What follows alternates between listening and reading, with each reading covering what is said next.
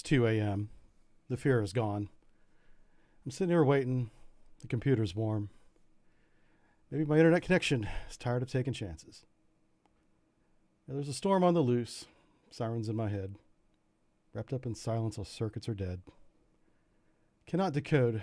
My whole stream spins into a frenzy.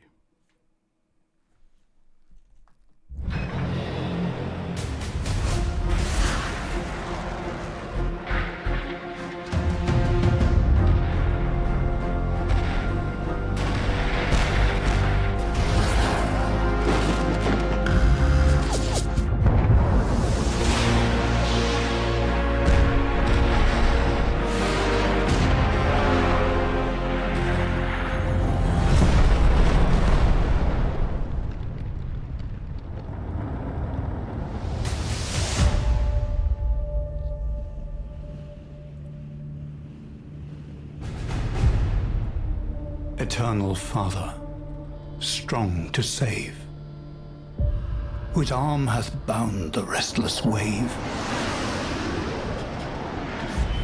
who bids the mighty ocean deep its own appointed limits keep.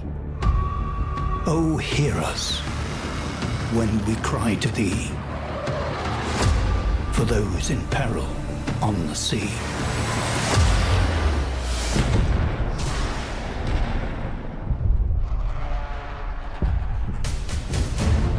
Lord, guard and guide the men who fly, and those who on the ocean ply. Be with our troops upon the land, and all who for their country stand.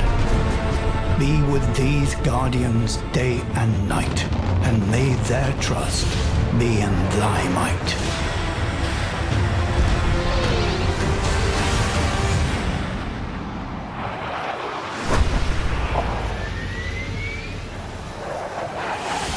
Creator Father, grant, we pray,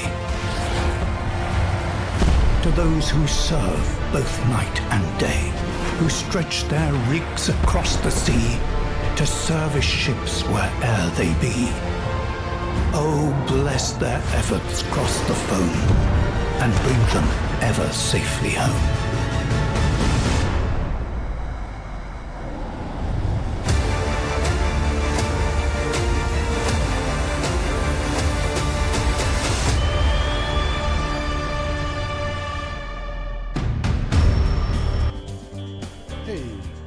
How we doing? My name is Jive Turkey. I used to be a sonarman until they handed me my DD-214. Now I'm retired. When you're retired, you got nothing, man. You got no job, no sonar, no submarine. Now I'm stuck playing any naval game that comes along. Hanging out with anybody who will chat with me on Twitch. That's you guys. Like an old moderator who informed on me to the FBI. That guy. Subscribers too if you're desperate.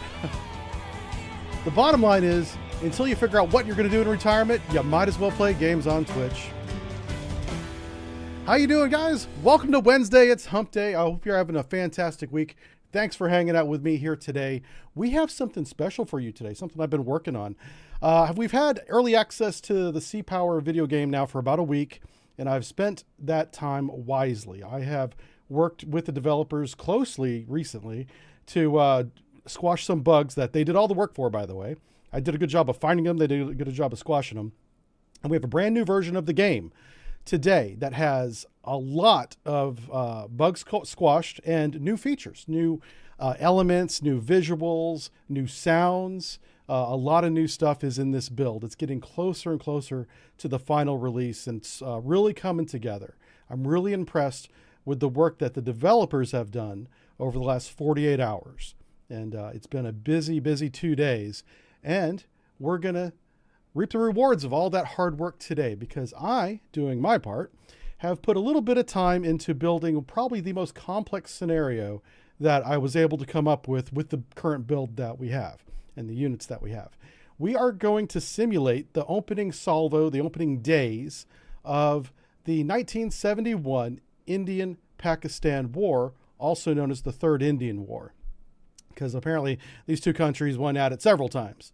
But the 1971 era is really well modeled in this game because they used surface-to-surface missiles at sea, ship-to-ship combat, not for the first time, but very early on in that technology. And it's also a very understood, is that a, yeah, it's not well understood is what I'm trying to say, period of time, at least here in the West. This was a significant war, and it was over quick, thank goodness. So we're going to recreate that today. We're playing from the Indian side of things. And what we have here is we have a couple of air bases. I'll give you a little preamble as to what's going to happen, because there's about to be a lot of stuff happening all at once. The Pakistanis planned this war very detailed for a long time. I don't know how long, but it was very well coordinated on day one from the Pakistan point of view. They launched simultaneous airstrikes. In 1971, that's very hard to coordinate, and they were able to do it across 8 airfields across northern India.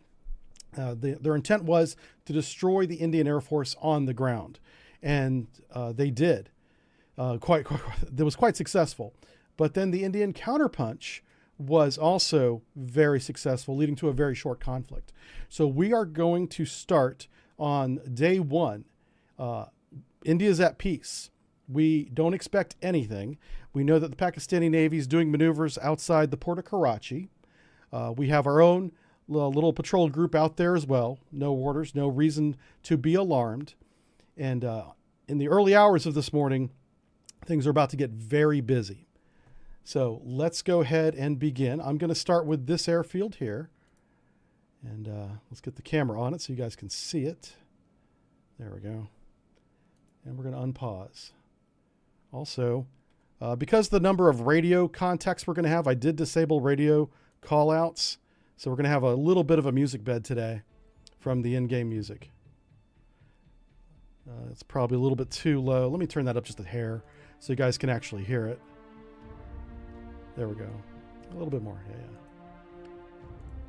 So the game is essentially, if you have the radio calls turned on, it's continuous radio calls for the entire duration. And that gets a little bit old. So here we are, 0200 local.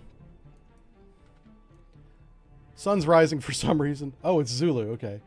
It's 0700 local. Everybody's crawling out of their bunks on this fine December morning. And there's a couple contacts on the radar coming right at us. So let's go and get our morning patrol up. Let's go to the flight deck here. We'll take a couple Fox Bats. We'll just do a 2-ship. Launch those. Looks like the early morning patrol's already out on the tarmac. They're getting ready. We'll make these guys alert 5. The ones that I just selected.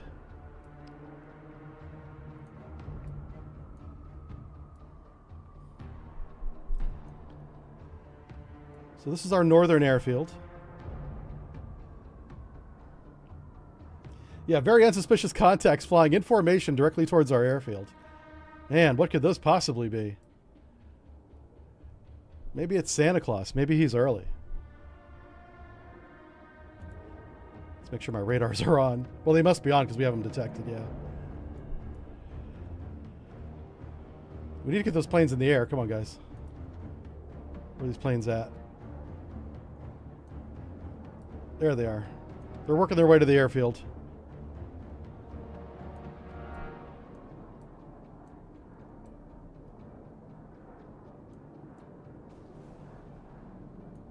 Oh, okay, we have missile launch. So they've been identified as hostile by the local commander. He's under attack. He's on the radio. He's on the horn saying, help, help. Beautiful. There's not much we can do until we get our airfield or our airplanes up in the air. But the local defenses are doing what they can. They just dropped a strip of bombs on that tarmac, on the taxiway there.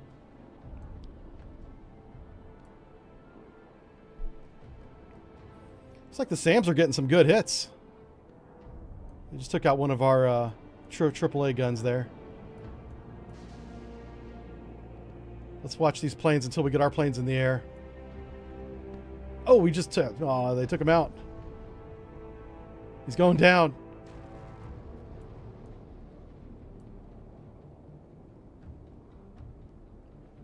Those are SAN-4s. Right, looks like that whole fighter bomber squadron that was coming in just got wasted. Good for us. Let's make sure. Oh, okay. All right, there we go. Yeah, get some of these planes up in the air. These guys look pretty good. They're just they're doing the elephant walk there. All right, once they get up in the air, we'll be able to do stuff. Let's go ahead and get all the air bases. Looks like all the morning flights that are pre-programmed to launch are launching, so we don't need to tell them to really do anything. We just got to wait a little bit. While we're waiting on our aircraft... Oh, hello. New Delhi's being attacked. This is near the capital. Are these radars on? They are. Okay. Why is nobody launching airplanes? Hello. Okay, so the on-watch commander was clearly asleep this morning. We'll have to fire him when we get done with this. All right, we're just now going to start launching airplanes. Yikes! All right, let's get off. This is one of our SAM sites right here. Oh no! Somebody over there just exploded. There's our air base right there. Got AAA firing up to the west. They're trying from the east to the west. Or no, we're looking south, so it'd be the other way around. West to the east. Oh, there's a low-flying aircraft right there. Oh, did we get him? That was very close. That was a good shot. So we got AAA and some surface-to-air missiles. Looks like they already took out one of the SAM launchers. Pretty good. And so far, it's pretty accurate. The like I said, in history, the actual event was pretty successful because it was a surprise attack. You know, nobody saw it coming. So they had the advantage. They're missing a lot. I think they're trying to take out the air defenses first, maybe. Which is probably a poor targeting choice because since you're already over the airfield, you might as well bomb the airfield. But it looks like the red team is targeting our AAA right now. You can see it's they're dropping weapons on it and missing, I think, because we're not. Oh no, they definitely hit that one. So we're down. Our SAM sites are crushed. That's not good. So we're going to have to... Oh, wow. And we didn't get a single one of them. That's bad. All right. These guys are just now coming out of the hangar. Trying to make their way to the taxiway there. Oh, there we go. This guy on. He's on. He's weapons free. Let's take a look at this attack here. I'm going to go ahead and... We're going to follow him. This is one of the attackers. We'll see what kind of a tactic they're using there. There's the airfield to the left. Oh, he got smashed by a SAM. I don't even see a shoot. Did he not punch out? Oh, there he is. He's up there. Okay. I'm going to go ahead and designate the whole flight hostile. Commander should have done that on his own.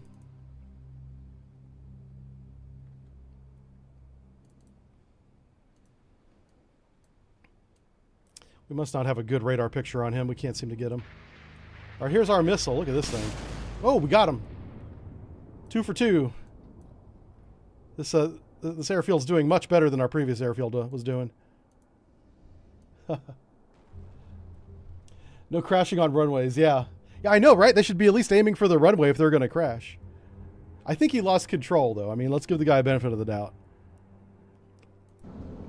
I love how the attack is going to be over before we get our planes in the air. That's how fast this stuff happens in modern warfare. It's like if you don't have a plane at least on the tarmac somewhere, yeah, you're not going to have a good time. Here's one of our AA guns. They're tracking something. Look at it. He's trying to pivot. Oh, here we go. Look at this thing. Yeah.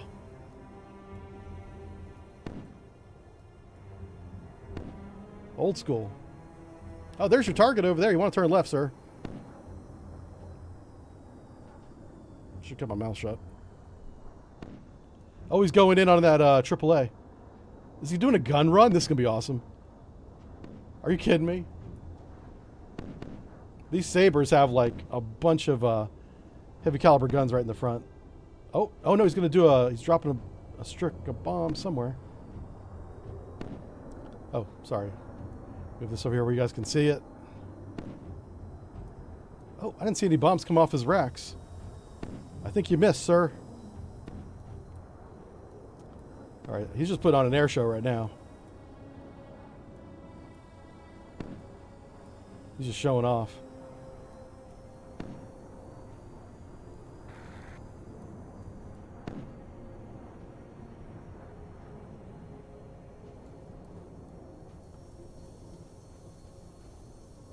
Maybe he's drawing fire so his wingman can do something? I don't know. Yeah, he's coming in for... This is a good run. All right, we got some of our MiG-17s up. Oh, he just dropped a strip of bombs. Awesome. Yeah. Take that, grass. Oh, he hit one of the AAAs. Okay, no, that was a good shot. I didn't even see that we had a weapon there.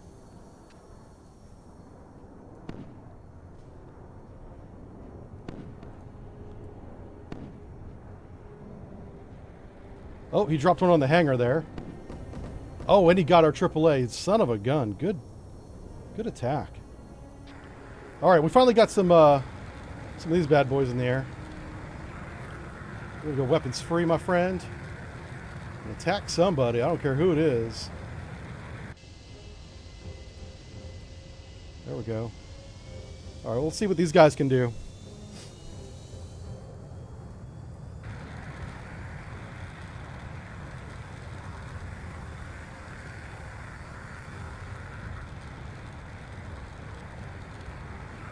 He's looking for a target.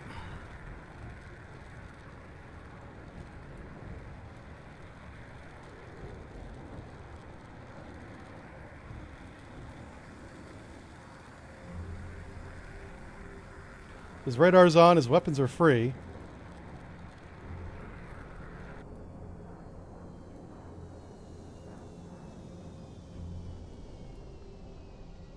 He's hitting the brakes, so we'll fly right by.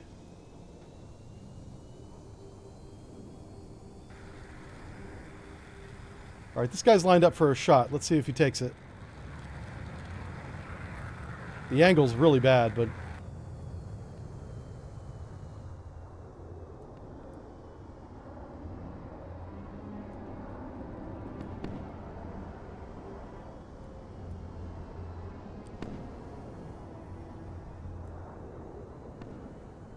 No, he flew right by him. If our AAA's not careful, we're going to get some friendly fire here. It's not Friendly Fire Friday. It's War Crime Wednesday. All right, so while this little air combat's going on, I do need to come over here to the coast real quick, and we're going to tell our little task force here that they now have orders. First thing I'm going to do is go to the formation, and I'm going to have him leave the formation. And we're going to assign this guy his own formation. If it lets me do that. Okay. Should be here at the bottom, but he's not. Should be an unnamed formation now. Oh, let's go ahead and make it. Let's go to formation, create formation, and then let's name the formation. There we go. Let's go to formation, edit, and we're going to make this picket alpha. Oh, I spelled picket wrong. So this is going to be one of our picket ships, because he's got a pretty good radar and a good sonar. And we're going to move him away from the group at flank speed. All right. Now, this is our main group here. It is just a small corvette, if you will. I think it's actually a frigate with a couple of missile boats. So now that we've changed the formation, we've taken a ship out of it, we're going to go ahead and edit the formation to replace that loss, right? So let's go to edit formation. We have a gap here on the right-hand side. I'm going to take one of the ships from the left-hand side, move it to the right, so that we're in a wedge formation again. It's actually a diamond if you count this ship here. So we'll start seeing this ship reposition himself over here, and when he's in position, we'll move forward towards Karachi Harbor, and we're going to conduct a naval strike on Karachi Harbor. That's the mission of our task force here now. Pakistan started the war this morning. We're going to counterpunch with that. All right, so while we were doing that, looks like they managed to shoot down those planes. Figures. The moment we look away, they're gone. Okay, so we have good air security over our airfields at the moment. Let's begin. Let's get some eyes in the air because I don't know who else is out there. Let's see what kind of radar planes we might have. Radar. Tu-95RT might be a radar. Let's launch this one. Anyway, so we'll get some surveillance up. We need surveillance. This is the Pakistani border is like right here. These air bases are right on the border. So let's get. Oh my God, he's launching. He's got a queue of planes ready to launch that is longer than I can see on my display. So I'm gonna. Yeah, this guy. He's got a very short waiting list. Let's get a radar plane in the air. Some kind of reconnaissance. So we got 2 up there. Let's get 1 up in the air here. Oh, you need to launch some fighters. Hold on.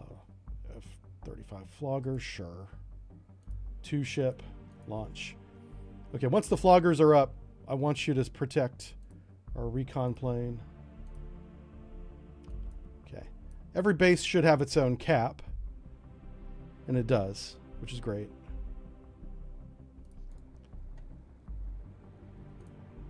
Now we're going to go and launch a recon plane here. So we'll have 4 long-range radar planes up in the air eventually, whenever they get up there. And we'll have a much better picture of what the hell's going on. All we know is we got 8 air bases, and 4 of them have just been smashed. So we want to make sure our other 4 aren't also being attacked. Oh, what's that? We have a new contact. Oh, he's RTB. Wow, is he already out of fuel? I tell you what, these early Cold War, I guess it would be mid-Cold War now, fighters have very short legs, the Russian ones.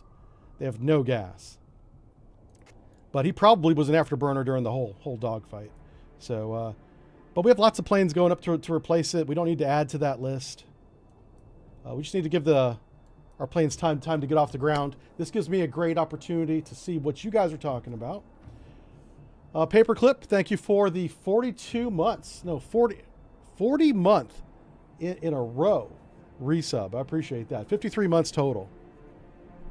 Big time subscriber there. Appreciate it. Let's see. They pick the targets automatically. Yes, they do. Yeah, you can tell them what targets to pick, and they'll go do that. But if you tell them nothing, if you say weapons free, they'll identify targets and go after them. One thing we saw on Friday, and this is to answer a question we had on the Discord, is do the planes evade on their own, and is the evade realistic, and is it effective? The answer to all those questions is yes.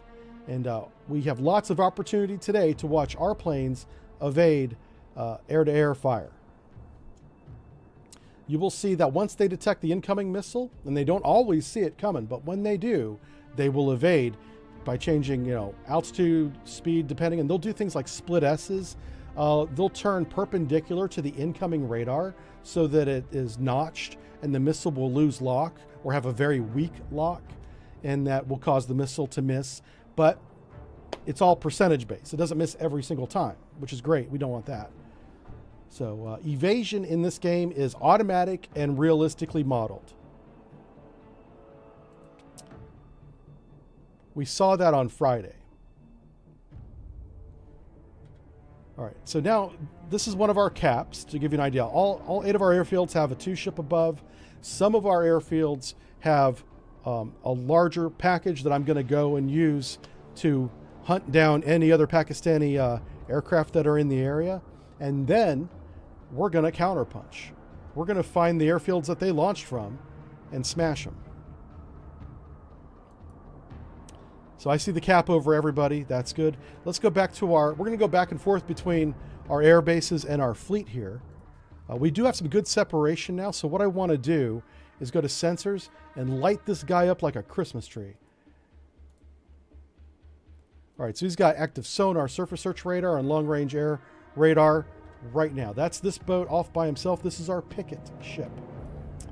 He was part of the formation. He could still be part of the formation, but it's easier for me to manage if I make him his own formation, because the strike group is going to be in MCON, which means everything's off. It's up to him to identify the surface action group that's conducting a naval exercise to the north.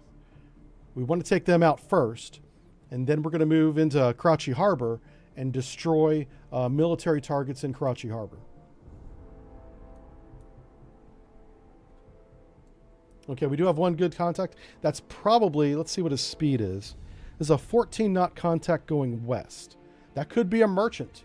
That is very constant speed, constant course, 15 knots, probably a civilian. So we're going to leave that as an unknown right now.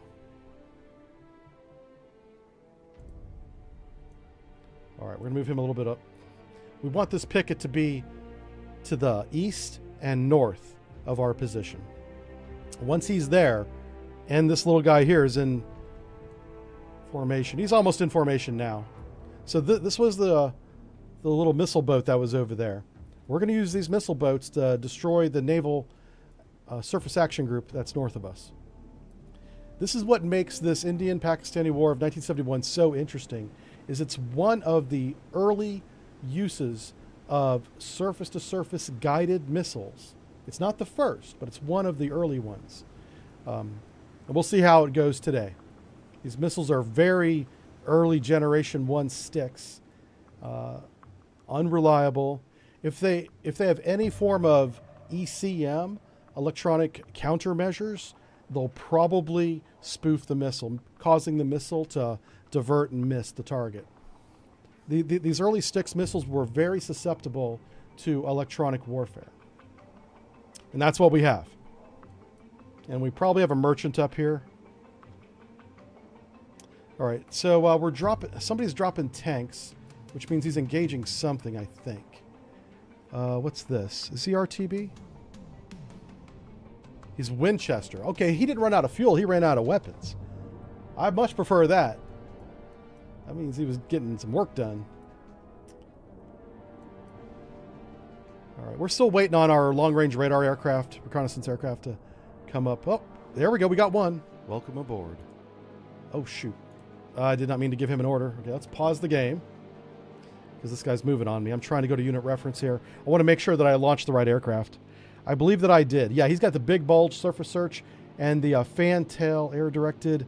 That's the wrong one. There it is. No, it's RWR. Fantail.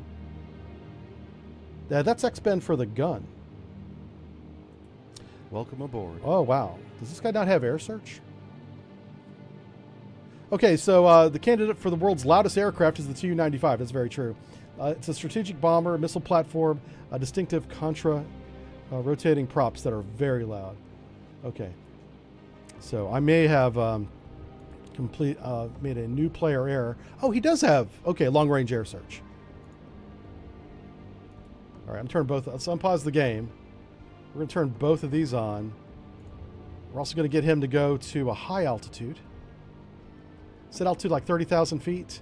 And just have him loiter. You know, we don't even need him to get to that altitude quickly. We just need to have his radars on. And they are now. So that's 1 of 4. I really need one of these guys up here on the front line to get their radar on. Here we go. This guy. So we're going to go sensors on.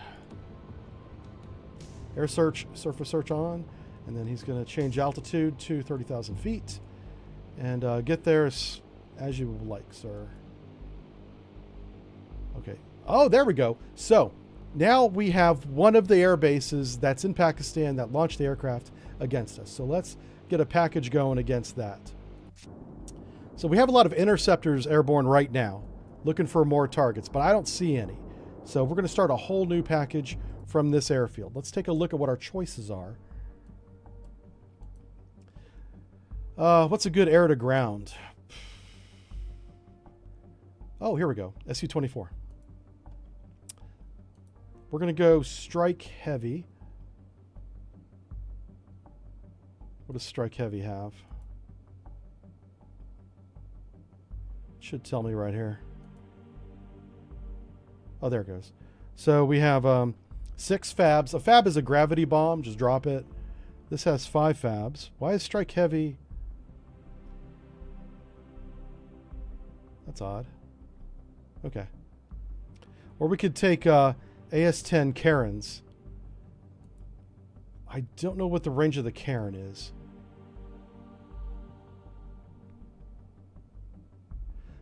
I'll tell you what. Let's take the Karens first. Let's do a strike of 4. Let's launch that.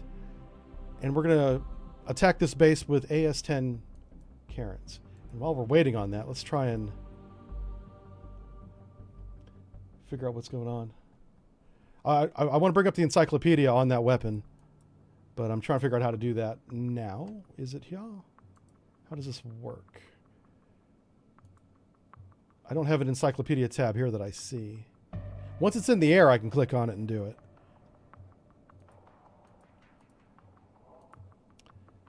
That's the airfield. This is them taking off now. I wonder if I can click on the unit. Yes. Oh, it's the airbase itself. Okay. Oops.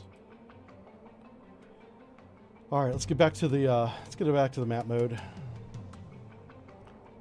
Oh, here we go. Oh my God, Delhi's being hammered. This is the capital. You guys got to defend the capital. Why are you not weapons free? Oh Jesus. Okay, hold on. Who's the flight lead? Flight lead, go weapons free, please. Turn on that radar of yours and shoot people down. Thank you.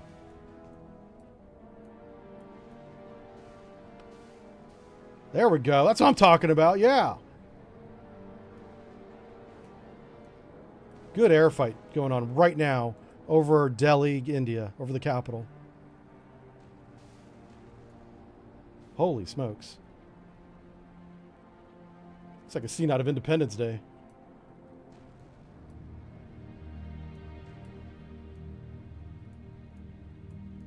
All right, who's left? How many planes did we lose? A couple. And they basically just outran our missiles. Shoot. Are you Winchester? How many do you have? He still has weapons. Well, he made him turn around. All right, this guy's coming in. I'm going to call him hostile. He's coming right for the airfield, so let's get a few more up into the air. I think that was our that was our 2 ship. Yeah, that's what happened. So they shot down one of the 2 that were defending the airbase. Let's get the rest of them up. What's a good air-to-air? Oh, the fish bed is really good at air-to-air. Very good plane. Let's get 2 of those up. The MiG-21 BIS is one of the best air-to-air planes, I think, in my opinion, in the Cold War. It's very maneuverable. Welcome aboard. I wonder if the bombers are returning home. They did attack the base. They took out one of our SAMs. Okay. Yeah, he's on fire. Let's watch this guy if I can. I don't have a good radar contact on him, so I can't zoom in on him. All right, all of our other air bases look good.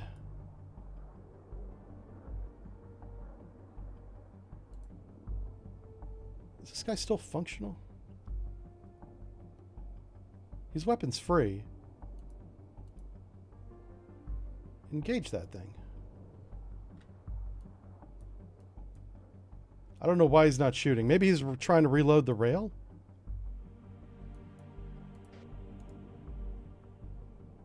You have this darn...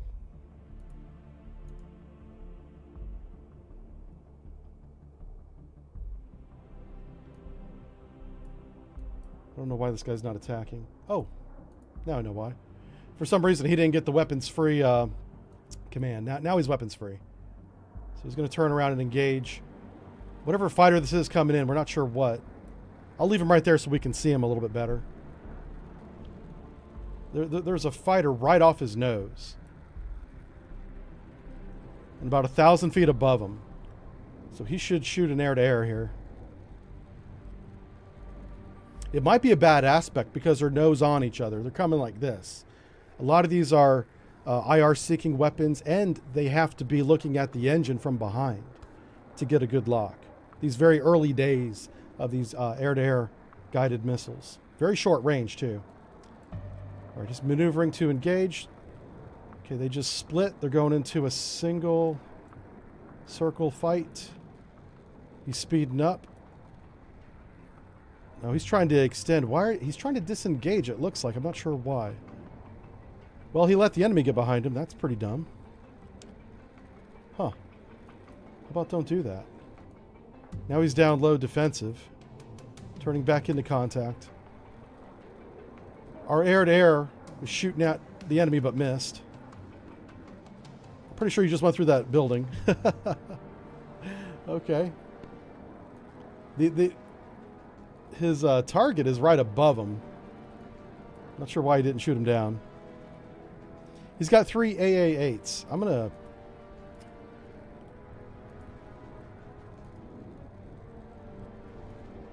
tell him to use one of the AA-8s.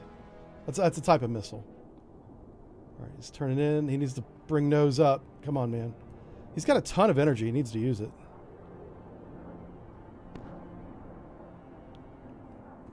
Okay. So one thing, this is a great example of how you have different quality, there's 4 that I can see, different quality of pilots. So they go all the way from trainee to ultra veteran.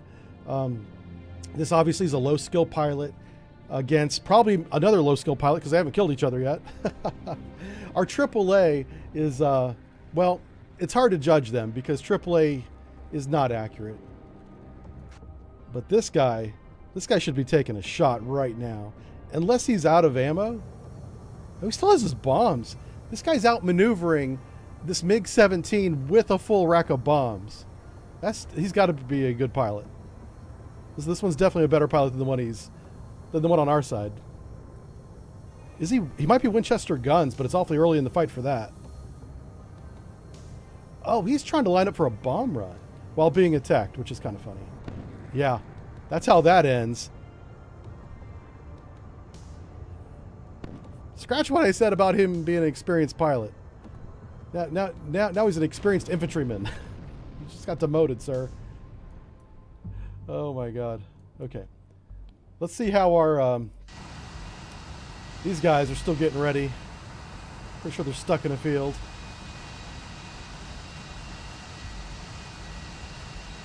I think the queue to launch is so long that might be a problem. All right, this is our cap.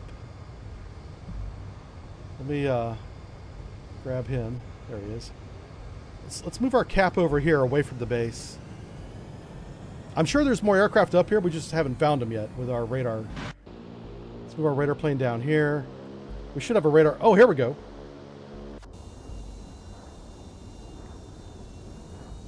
You just have enough fuel to reach him. See if you can take him out.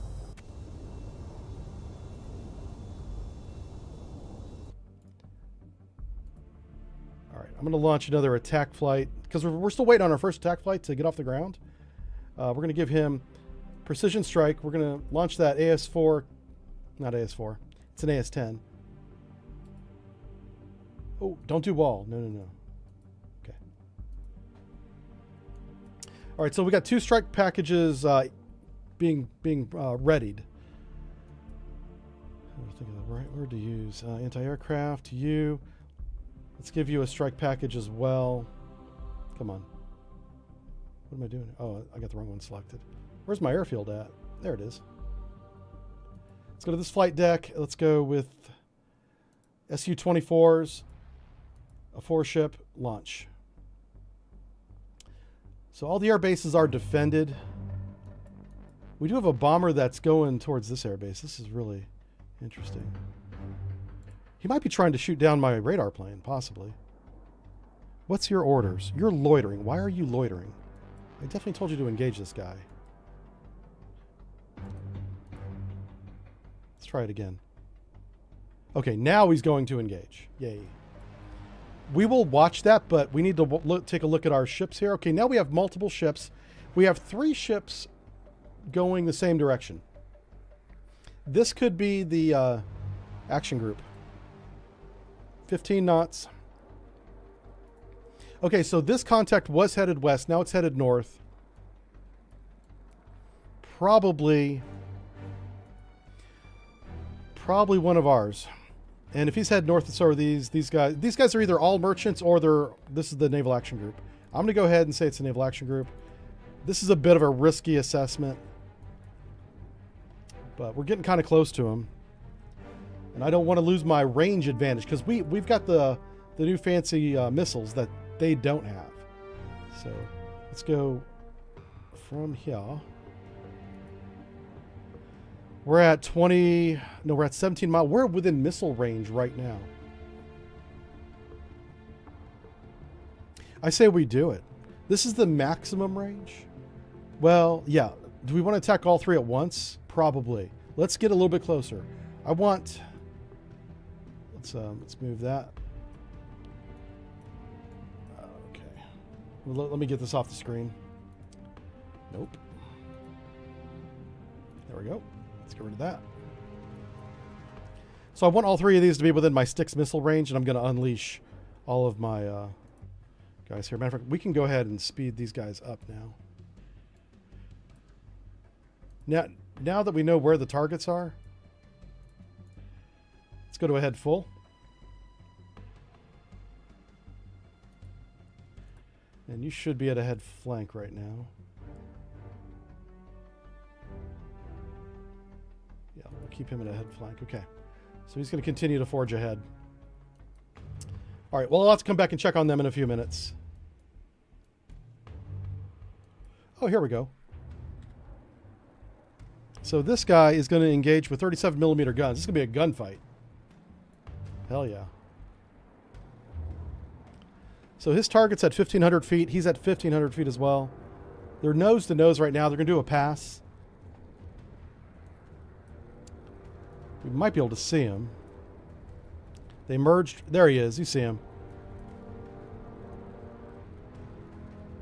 Okay, he's coming in behind him. He's already doing a lot better job with this one than he did the other one. The other one he just ignored. Oh, his weapon's tight. Damn it. Weapon's free. Okay.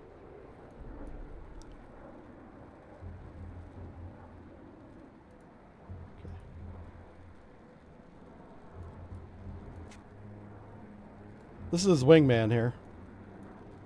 They're both weapons free. They should engage.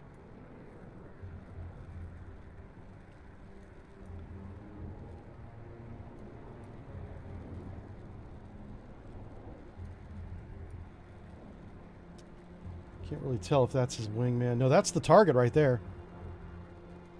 Come on, put some rounds on him. I'm not sure if this bomber's trying to shoot down our radar plane or if he's trying to go home. But either way, he's not going to make it. Oh, is he going to outrun our fighters? Is an Su-24 faster than a MiG-17? It might be. It looks like it. Yeah, it looks like it is, actually. All right, I'm just curious about the top speed of this guy. Max speed 756 versus 590. Yeah, he's going to outrun him. Oh, that's beautiful. All right, so we got... Oh, no. Yeah, so our radar plane's probably toast. Shoot, that sucks. There's nothing I can do about it either.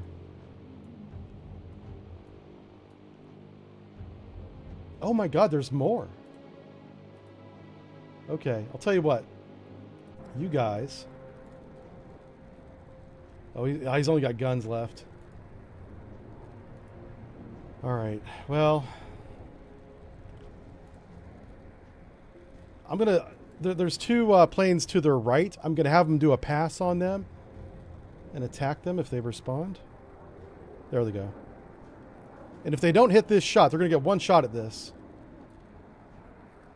We'll just have to launch more fighters, which we'll have to do anyway. But I want to see this attack. I want to see him at least give it a chance.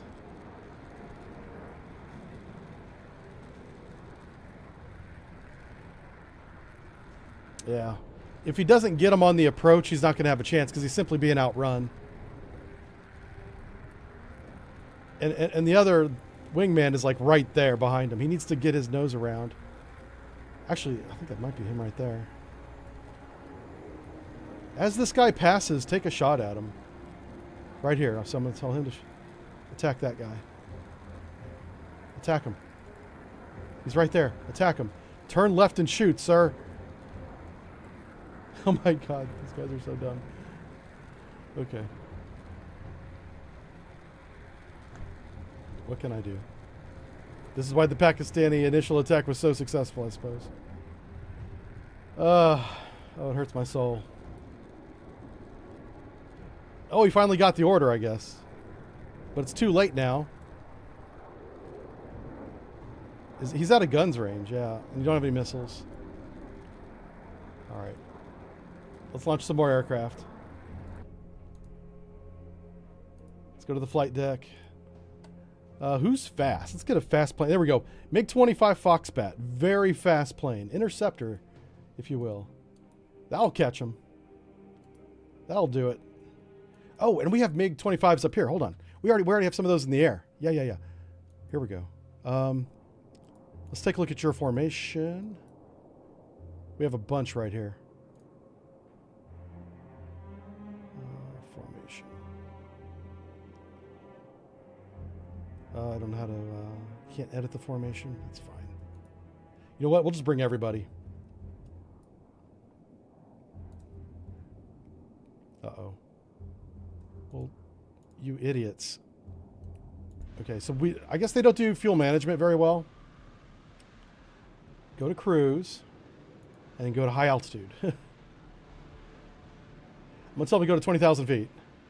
Try to save some of that fuel. Yeah. And go here. Heading to waypoint. They are speeding up. They are going to 20,000. Okay.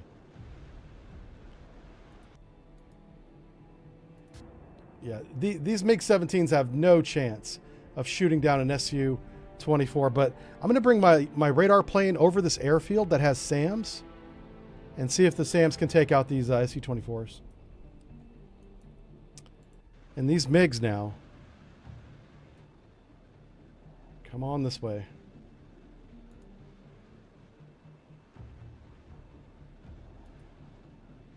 Just trying to see what kind of weapon range they have. It's not very good. Yeah, it's not good at all.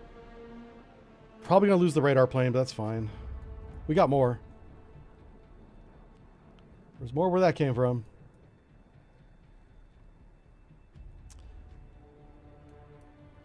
Whenever this engagement is done, our strike aircraft should be ready to go. And we'll send them to the... we'll send them to the airbase. Alright, so he's trying to climb now. He's getting up on the same altitude as that radar plane. You see the radar plane right there. He's contrailing. He's just trying to get into the weapons envelope now. To engage. Hey, good morning, Greg. Let's see. Do I know any hotkeys? I know a couple hotkeys. There's not many. Yeah, there's not many. There is a lot of hotkeys to this game. I just know a couple of them.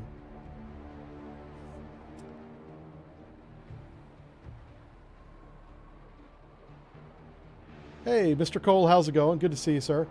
Squid DK says MiG-25 is not cap. It's an interceptor. Right, we're using them to intercept right now. I don't know why they're not at 20,000 feet. It's really making me mad. They're going to run out of fuel if they don't get up in the air. Navigate. Altitude. Altitude. 20,000 feet. Please climb. Alright, it says they're climbing.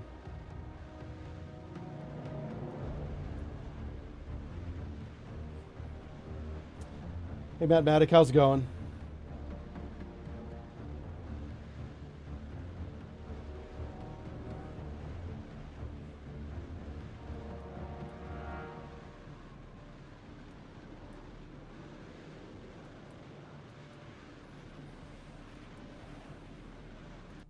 Oh no, what are you doing?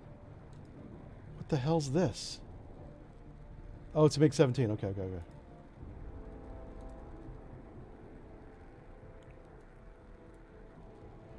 I thought this was my radar plane for a second. I'm hoping he gets a shot on this, but he may not get up there in time. He's being outclimbed by that Su-24. Maybe a missile launch, if he's got one. I know he's got guns. I see that on my screen here. Yeah, he may have already expended his missiles. He's going inverted. Oh, he just missed it. Yeah. Not going to happen now. There's no way you're catching that plane. All right, let's take a look at our incoming MiG-25 interceptors. You guys need to go faster. I hate to burn your fuel, but we're going to have to change speed to max. No, he's already losing so much crap.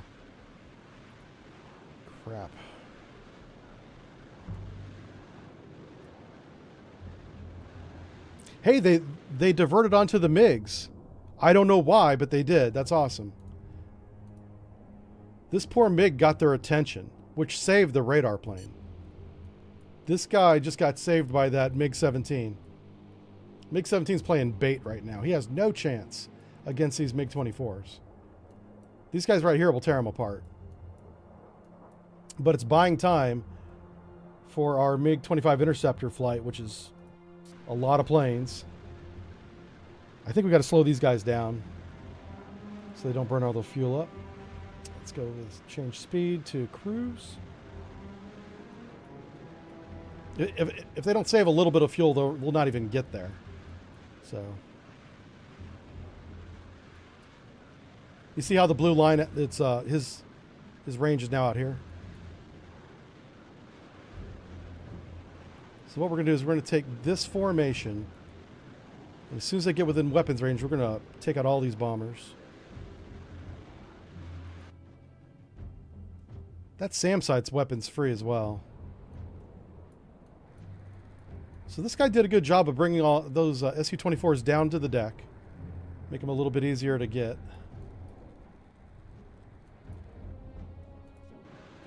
These guys here.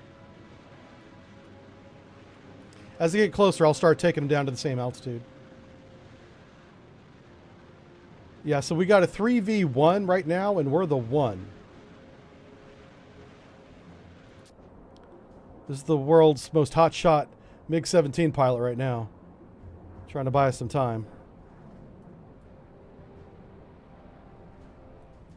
He's in a turning engagement with 3 Su-24s. There's one right in front of him. He's got a couple rounds. If he can get close enough for a gunshot, he'll take it.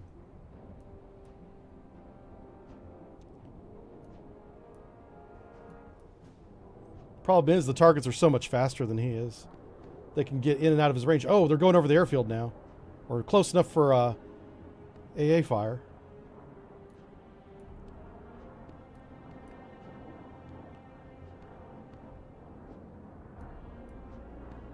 His target's right in front of him. It's right there. There you go. You can see him now. He's close enough for guns. Take the shot. Oh, he did. And he missed. But that's okay. At least he took the shot. Oh, shit. Here we go. Okay, we got missiles in the air now.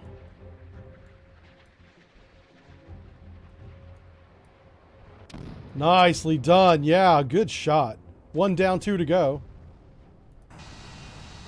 Yeah, you're in trouble now, buddy. You should have ran when you had a chance.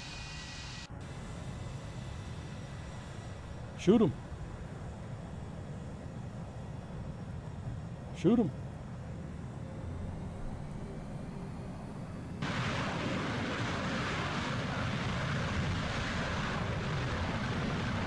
Oh, there's already a missile on him. And it missed. The missile missed.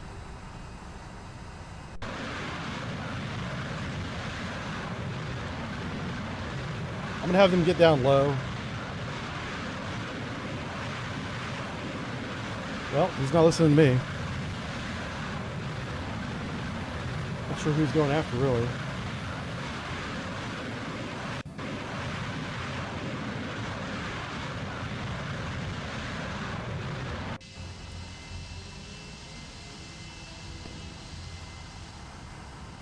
This guy's really outnumbered, but must be, he's either very good or very lucky.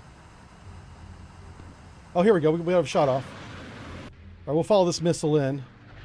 It's an AA-6. Come on, man. We need a good hit right here. Yeah! Nicely done. All right, so that's that. Whew. Oh, there's another one.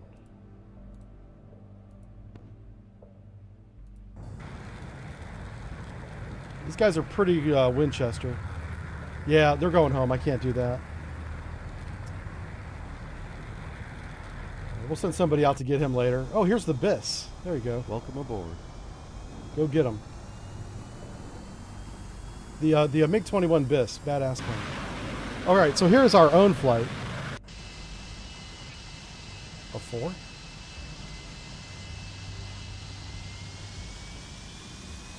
I'm going to tell them to attack the airfield. So he's performing AS-10 strike. It's this guy right here. And I did want to see what he had. Shit. There it is. What is this AS-10 all about? I'm not familiar with this one. All right, it's a laser-guided weapon, 5 nautical miles. That's what I needed to know.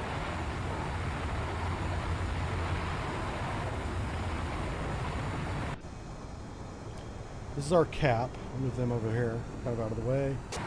This is our strike package. Performing surface attack with AS-10s. Okay, so they're just getting in position to attack that airbase. We got to find the other air bases. So let's take our recon planes up to here. Do I have a recon plane in the air here? These guys are on the ground. I don't know what's going on here. Yeah, I'm a little concerned about that. I may have tried to take off too many planes at once, maybe. Air traffic controller just quit on me. I'm going to launch another recon plane. I want to find these air bases and take them out. Oh, where's it at? Where's it at? There we go. That's a recon plane. Launch that one.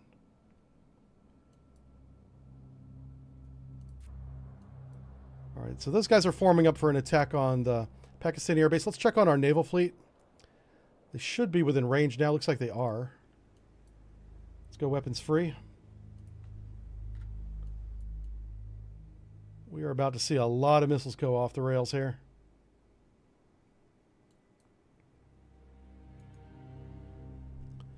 All right, they're acknowledging engagement. You got 3 missile boats across the top here. The one in the center is not a missile boat.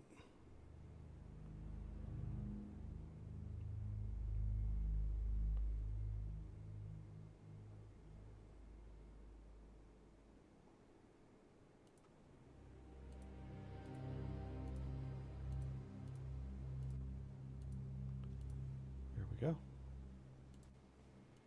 There's our missile launches.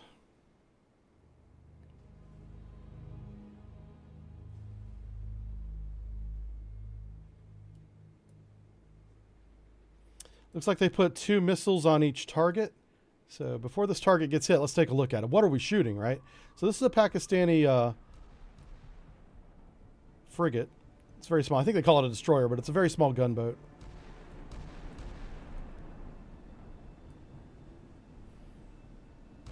And I'll tell you what, I'll show you how the missiles work. So this is the SSN Styx, very early generation weapon. Let's watch one that's going to hit this ship here. This is going to hit this one.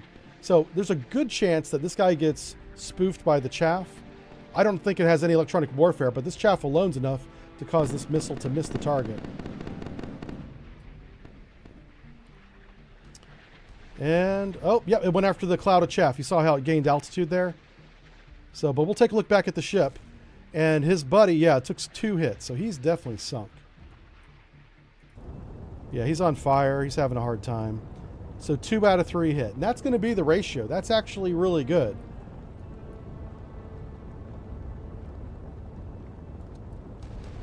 There's no way he's surviving that. He's not sunk yet, but he's going to be.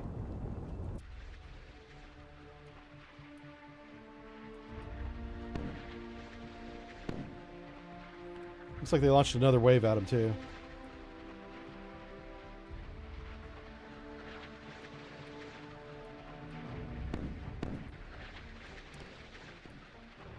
These guys aren't... He's focusing on his other missile that's right over there. So no one's shooting at this guy yet. The missile to the left's a little bit ahead of us, a little bit closer to the target. That's why the target's focusing on that.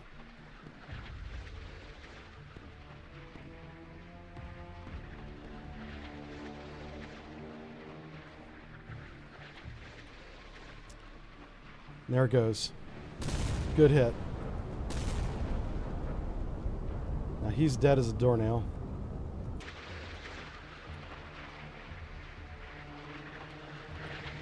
Oh, he shot that missile down. And this one too. Or they just missed.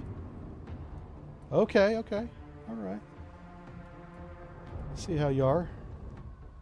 Oh no. Let's go to damage control. What did we lose? So we lost one of our engines. We can get that repaired. That's okay. He'll be back up and running in no time.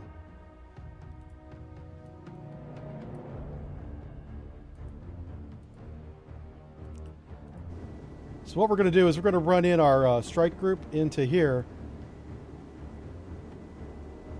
And we're going to start doing this shore bombardment. We have another wave of missiles. It's probably the last of our missiles. We don't have many of these big fat boys on this last EM contact. So he does have... well, we don't know that for sure. I was going to say he's got electronic warfare, but the EM refers to us having a radar contact on him.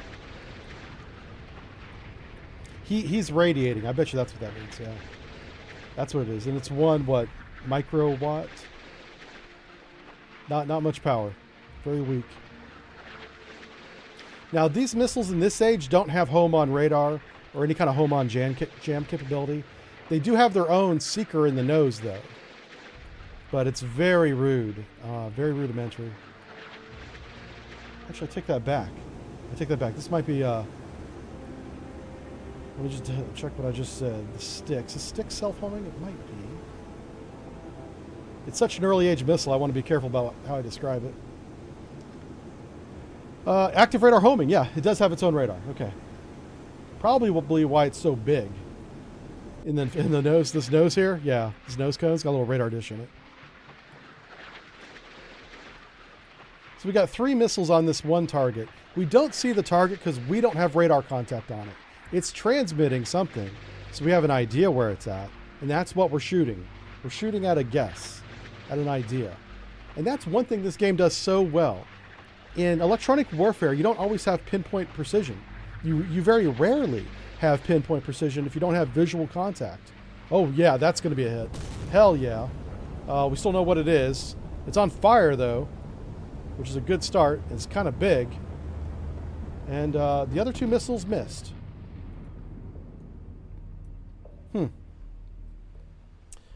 I think we're out of missiles. So we're going to have to sink him with guns, I guess.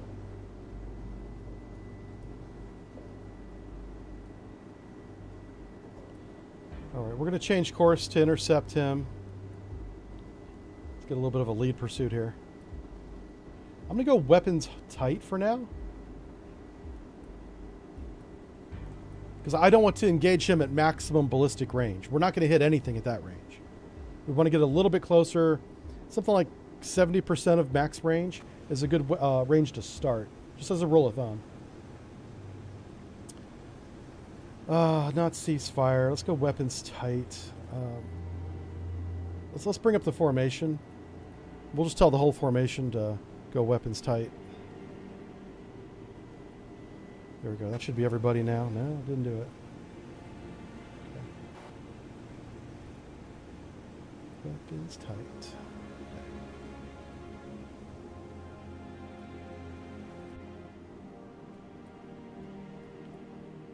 All right, that's going to be a few minutes before they close range. Anyway, that was a really good engagement. I wish we had gotten all of them, but I think we could still take them out with guns. Oh, all right, what are these guys doing? I'm very concerned about this flight here.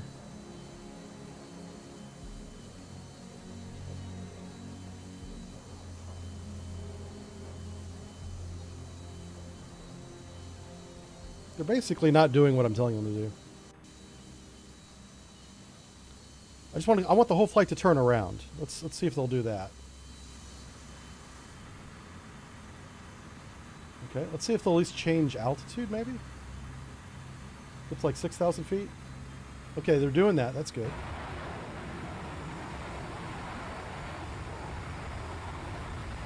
Now turn.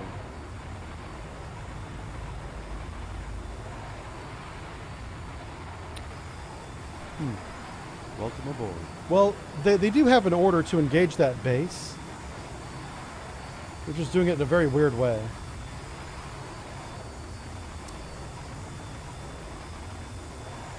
All right, let's find the other flight that I had going up. Yeah, I think it's here. I think I've created a traffic jam at this airbase. I don't know. Let me see if it will let me take these off.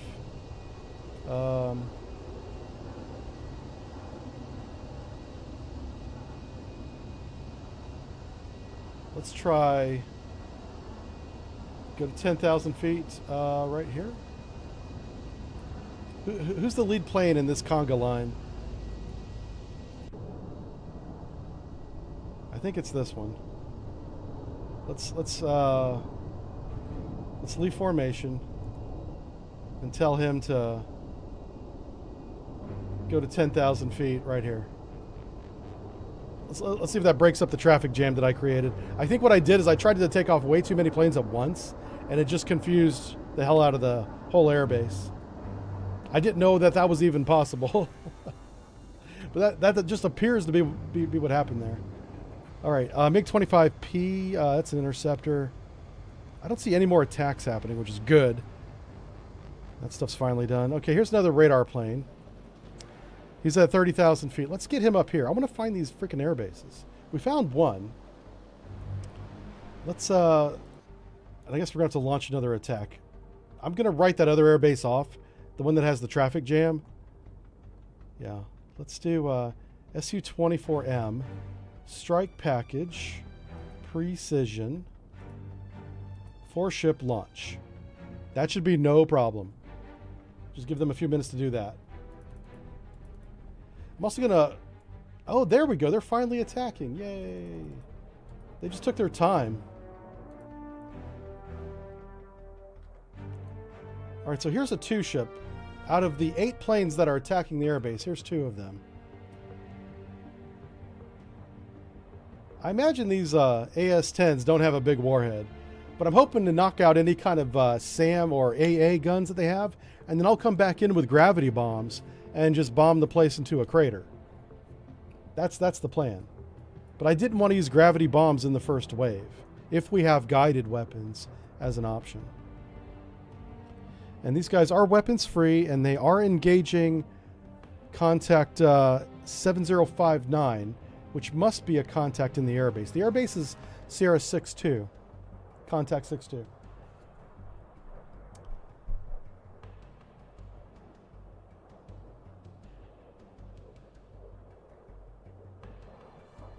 Sorry, I had to catch up on chat there. You guys are talking amongst yourselves, and that's fine. I'm very busy over here. You guys talk.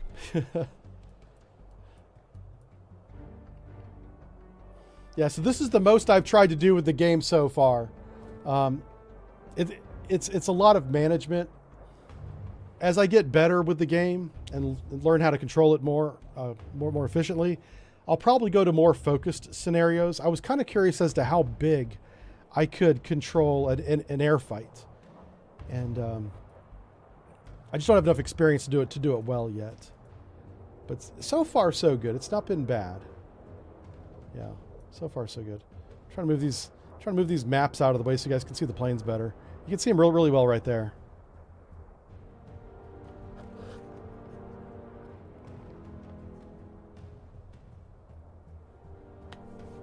Pardon me, I try not to drink into the microphone, but I think I just did. Excuse me. Yeah, we got the boba tea this morning. This is a very weird thing. I don't know when this became a thing, but let's talk about boba tea for a minute. It's like little things inside my drink, which I thought was a mistake and gross at first, and then I realized, oh, they taste kind of good. Yeah. Called boba. Good stuff. Hey, there's the airbase. Consider dropping weapons. Don't fly over it. They've got 4 AS-10 missiles. I assume it's like a Maverick. Hey, how's it going, Wiggler? It's good to see you too, man. Yeah, we're just having some fun with Sea Power here. This is a fantastic game. It comes out in November. You guys got to get this. If you're interested in anything Cold War era warfare, they've got tanks in this game. Yeah, I haven't messed with them yet. Oh, there we go. We're shooting the missiles at the air base. Hell yeah. Get some. Now, I wonder... I'm letting the AI do its thing right now to see how it goes. Will they fire one missile per pass? I hope not. Oh, it's already hit. All right. We'll shoot again. Shoot again. Or don't. Or turn around. Okay. So that's what they're going to do. They're going to engage. Oh, there's the second wave right there coming in. Let's get on them. Let's watch this action. Oh, these knuckleheads are down low. Oh, that's clever. They had two up high and a bunch down low. So you can see the hangars are already on fire. I think that's a plane on the ground there on fire. Good job.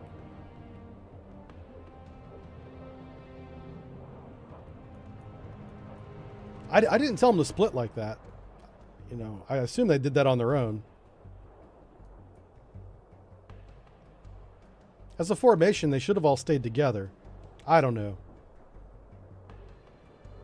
All right, he's coming back in for another run. The airfield's literally right in front of him. He might be too low to the ground. I might have to tell this formation to get up higher. Just so they can see a target before they engage it. Yeah, let's do that. Let's go to formation menu. Let's send everybody to like... formation orders. No. Navigate. Change altitude. Just like 1,000 feet. There you go.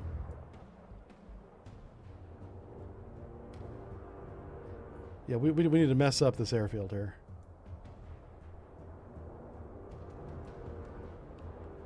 He is weapons free.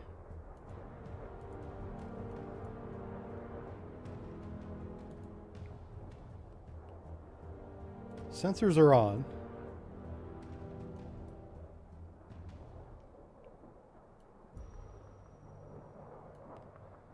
It's a lot lower than 1,000 feet, it seems. See if that guy doesn't attack. Huh. He's got 3 missiles remaining, it says. All right, let's try bringing him up a little bit higher. Maybe what's the next altitude above 1,000? Let's go to 3,000.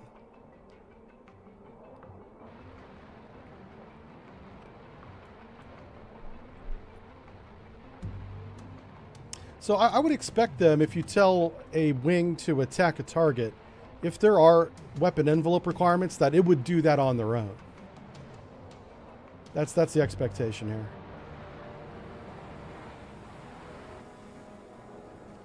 I mean, he's smart that he's not flying right over the base, but he's also not using his weapons. Welcome aboard. Huh. Okay. Well, let's launch another flight that has just the gravity bombs. I don't see any AAA coming at these guys, so there may not be any online anymore. Or if they had some, maybe we've destroyed it. This air base is very busy recovering aircraft. Let's just go down to another one. Because we have lots of air bases. Here we go. Is this flight taking off? It is. Okay.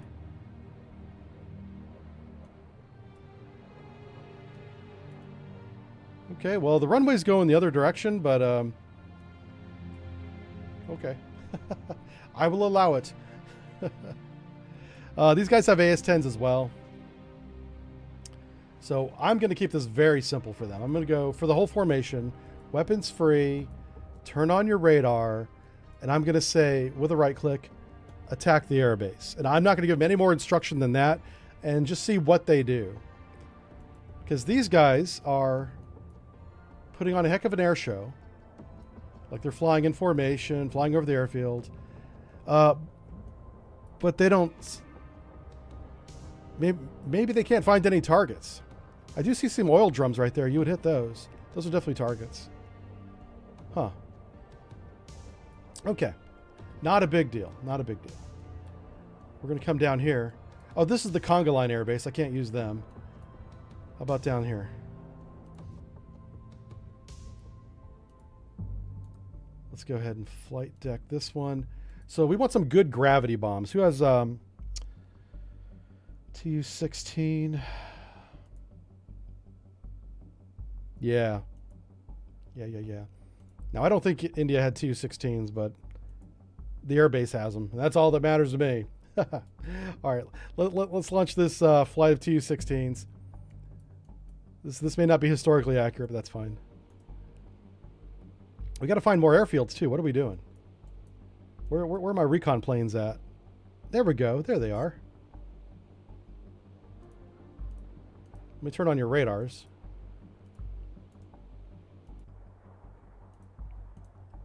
Let's get these guys up to altitude as well. Okay, navigate up to, say, 30,000 feet. Same with you. 30,000. We'll say 20,000 for this one. Keep them at different altitudes. Have him come over here. Make sure his radar is on. It is. I wonder if these guys are weapons tight. I'm going to go from weapons tight back to weapons free again. And see if that makes a difference. I just toggled the weapon orders.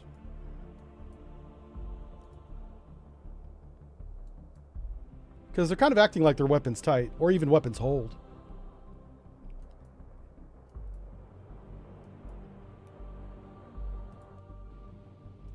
There should be more airfields over here. This is all Pakistan up here. Let's make sure his radars are on. He doesn't have any weapons. I'll put him weapons free, but he doesn't have any. Oh, he does have a defensive gun. It's like a little 20 millimeter back there, or is it 30? 30 millimeter in the rear. What is his? He's at 30,000 feet. Yeah, this guy should be able to look down and see the targets. There's got to be airfields all over this area.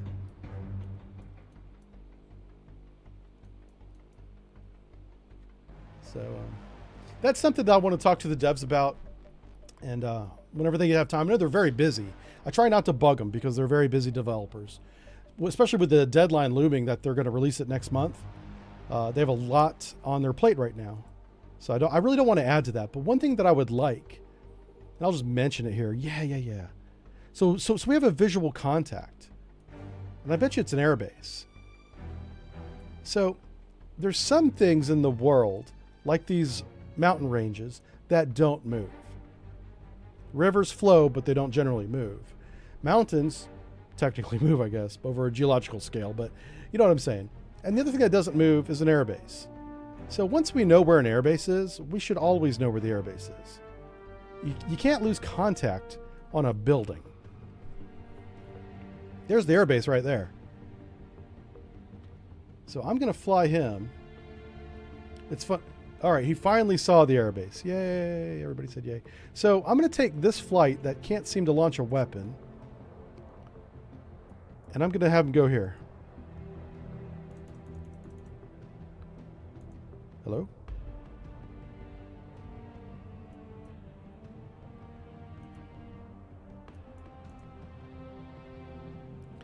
Okay, it says they're heading to waypoint. Great. Now go from heading waypoint to attack base. It now has a new target. That's awesome. So this flight here, that's the flight that I told them to attack that airbase. Let's see what they do.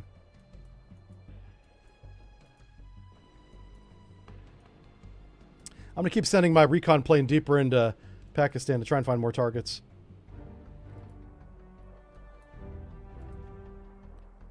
I'll send him like way up here. Is Islamabad, or is that the name of the city?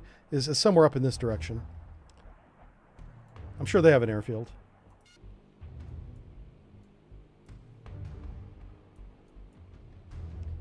My geography in this part of the world is not that great. Okay, so while they have their orders, let's go back to our little naval battle and see how we're doing. Oh, they've already engaged and destroyed the merchant. Yay. Good job sinking the merchant. So this merchant was part of the naval exercise, acting as a supply vessel. That's what we're putting in the report. And he is no longer supplying the naval. Okay. Those military targets, my point. Now, let's check this guy. So he looks like he got his engines back. That's great. I'm really curious about his damage control. So we are working on many things. We got propulsion back online. It's not fully repaired. And our Hawk Screech radar is damaged beyond repair. But we do have torpedo tubes. Matter of fact, we have no sensors at all. But we are a torpedo boat again. Okay. So we have engines and we have torpedoes.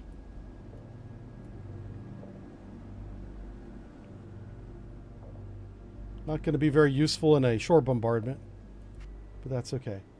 So now what we're going to do is we're going to come into the harbor and start shelling military targets there once we get them. I'm going to stay weapons tight for now because I don't want them to open up with shore bombardment until we're very close to the target. We'll change speed to flank though. All right, he's going to be there at time 2150. Wow. So that's like tonight. So it's going to be a long time before he's in position is my point. All right.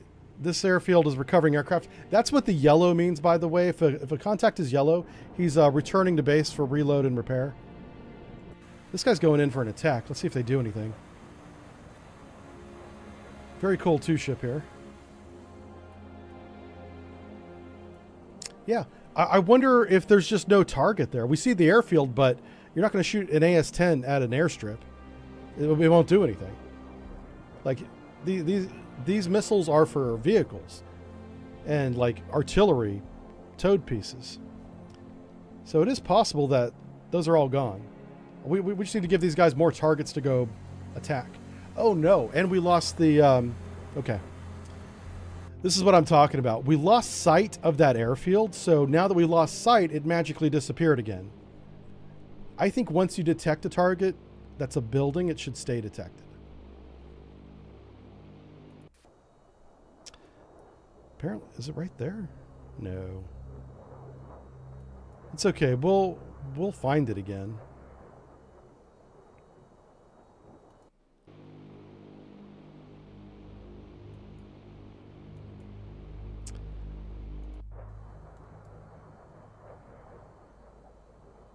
All right, let's go ahead. We're going to start compressing some time here. Until we have a target, there's not much we can do.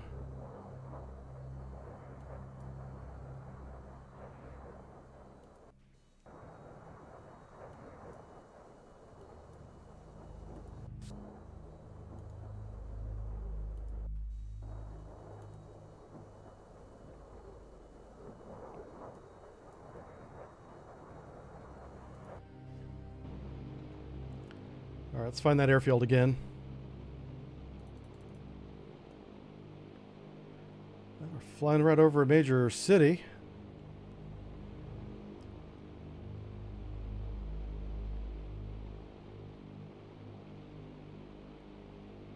It's not right below us, is it? No. Interesting. Oh, there it is. All right, so we'll just loiter over the airfield until we destroy it, I guess.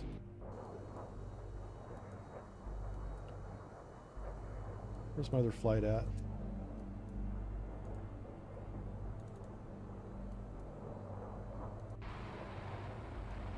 Oh, this guy, he's in a hurry. He wants to be the first one there. He wants there to be some targets remaining by the time he gets there.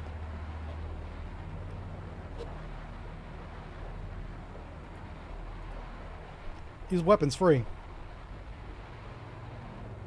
Yeah, we'll follow this guy for a little bit. I'll try not to blow your eardrums out with the afterburner he's got going.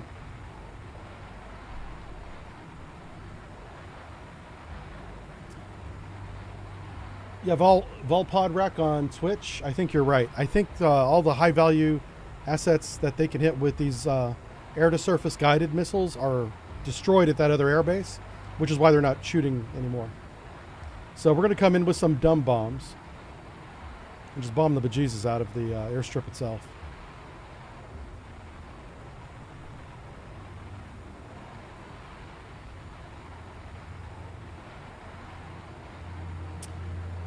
Gonna wait for, how long is this? All right, this guy's got a little ways to go. I'll just check on my bombers before we, there we go. Okay, so they're loitering. They're gonna come here. I want their altitude to be.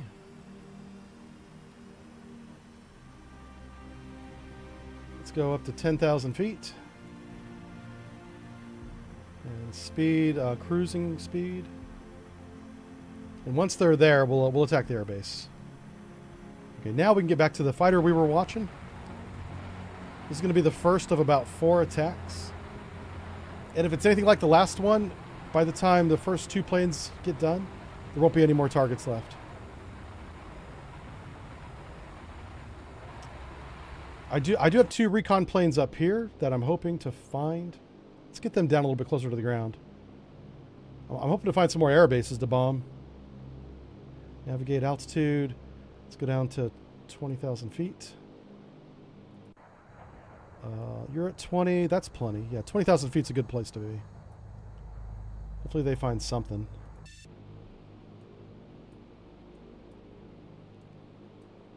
All right, let's get back on our little fighter plane. This guy's full burner. He's like max speed. His weapon's free. His radar's on. There's no reason for him not to attack something. So it gives me a chance to read what you guys are talking about. Did India or Pakistan ever operate the Su-24? I don't think so. No. To make this scenario, I had to use the assets available to me. So there's a lot of planes that you're seeing in this flight, in this scenario, that are not historically accurate. No, not at all.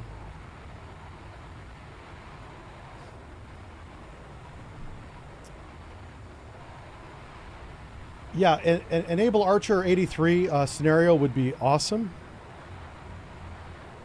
But I'll let one of you Airedale guys make that scenario.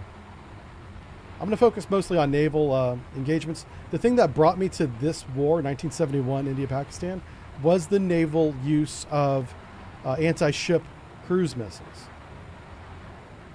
It was a historic moment to have that happen.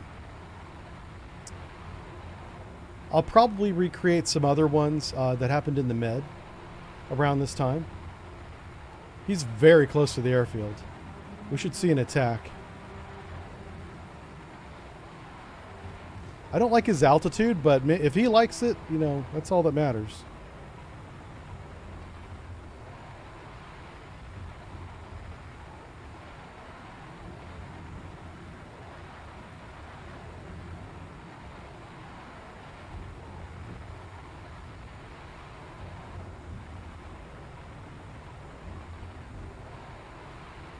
He's got 4 missiles on the rails.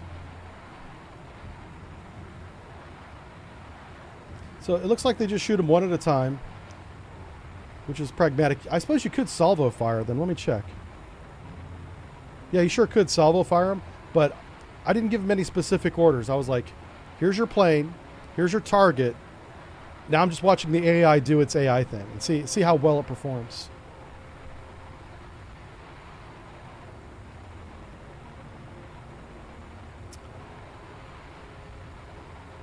I think that's the runway right there. He's really close.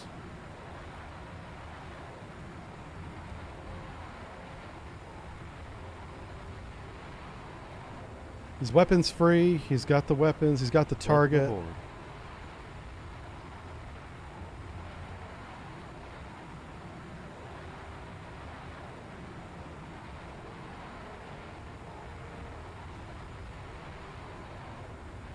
Apparently this air base is in the middle of a population center.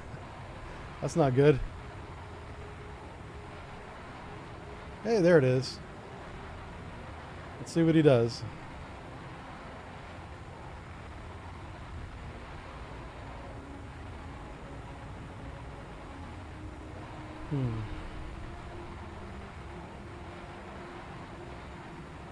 He's 7 miles out.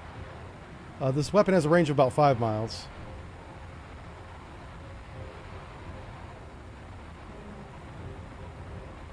He's in weapons range now.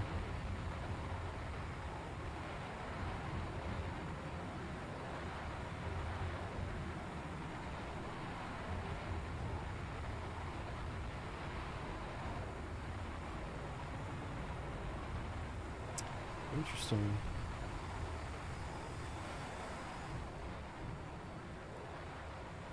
I'm not sure if that's the airfield or not. Yeah, that is the airfield. It looks like a highway because it's in the middle of the city. But yeah, there must not be any... I mean, there's a hangar there. He should have definitely hit that.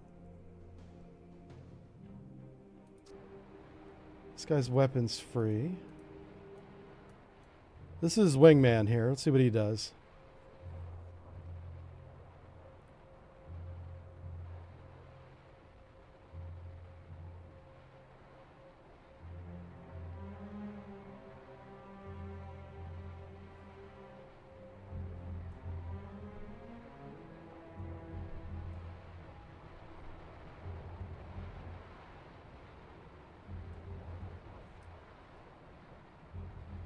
He's lined up right on that hangar. I hope he takes it out.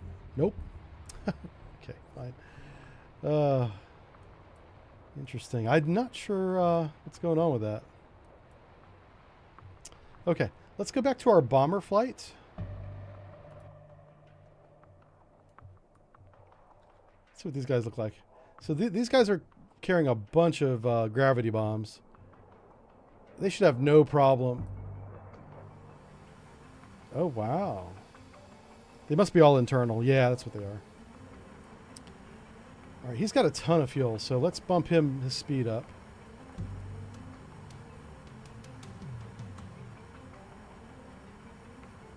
Okay. Oh, they didn't all get in formation yet. Shoot. I didn't realize they hadn't all taken off yet. They're all in the air now, but they didn't form up before I increased his speed. So that is not a good thing to do. I'm trying to grab the air base. Oh, there it is.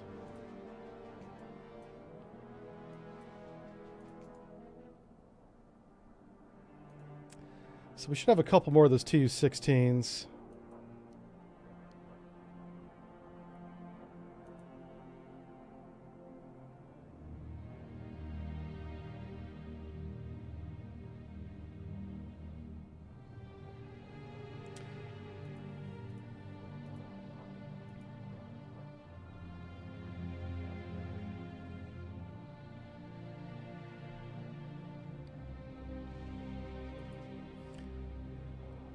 Okay. I think there's a plane stuck on the runway. Yeah, this guy says he's going to the takeoff point, but he's been doing this for like 30 minutes now. So maybe he's going to drive to Pakistan.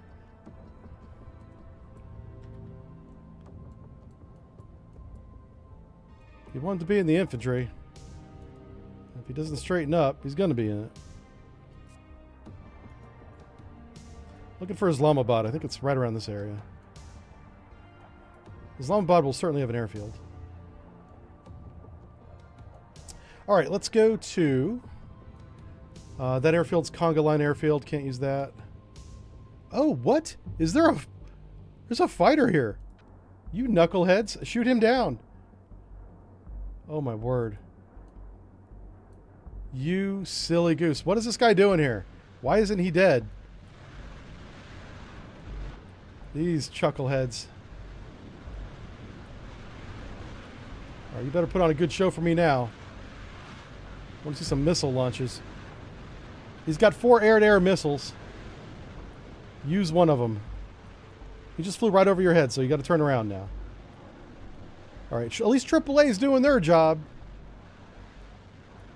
Enlisted men down there working hard. Humping rounds. Let's see if the officer corps... There we go! That's right. Hell yeah! Good kill. Alright, you've redeemed yourself, sir. Where'd that guy come from? He came out of nowhere. Hey, we got another airbase. Yay. Alright, let's send this flight that's attacking this airbase Let's just see if they did anything. I don't see anything on fire. That's disappointing. Oh, they don't have enough fuel. This airbase is too far. Shoot. All right, at least we have another target now. Let's go here. Let's launch another strike. Where's my airbase at? There it is. Formation. I want this Tu-16s. Just launch all of them. Do I want heavy strike? I kind of do. All right, heavy strike. All 12 of them. Hopefully I don't conga line this airport as well. I've ruined one of my airports already because I told too many planes to take off at the same time, and I just got confused. Oh shit! What's going on here? Hey, we found a target. What is this? Pardon my French. I'm just throwing out S-bombs. Did not mean to do that. Pardon me. Okay, yeah. So this is the Karachi oil storage facility by the port. This is a military target.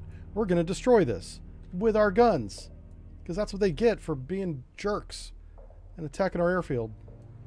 So we're moving our surface action group into gun range, and we're going to burn their oil to the ground. That's what they get. We'll have to go hat in hand to President Nixon for more oil.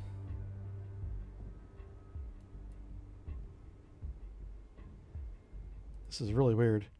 Like his orders, and he's acknowledged his orders to attack this airbase, but the flight lead is way over here. And half the flight is over there.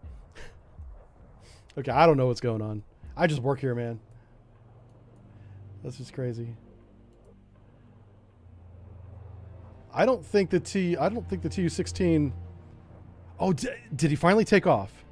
He did take off. Well, welcome to the game, Slowpoke. Good grief. Hope World War III doesn't happen in a hurry. He's going to miss it. All right, let's see what other bomber flights we got. Oh, this is a good one. This is one of those bomber flights that don't do anything, though. Let's see if they have the fuel to go to that airbase. Nope. All right, fine. That's not their fault. They're fighter bombers. I mean, they don't go very far. So we're just going to RTB these guys.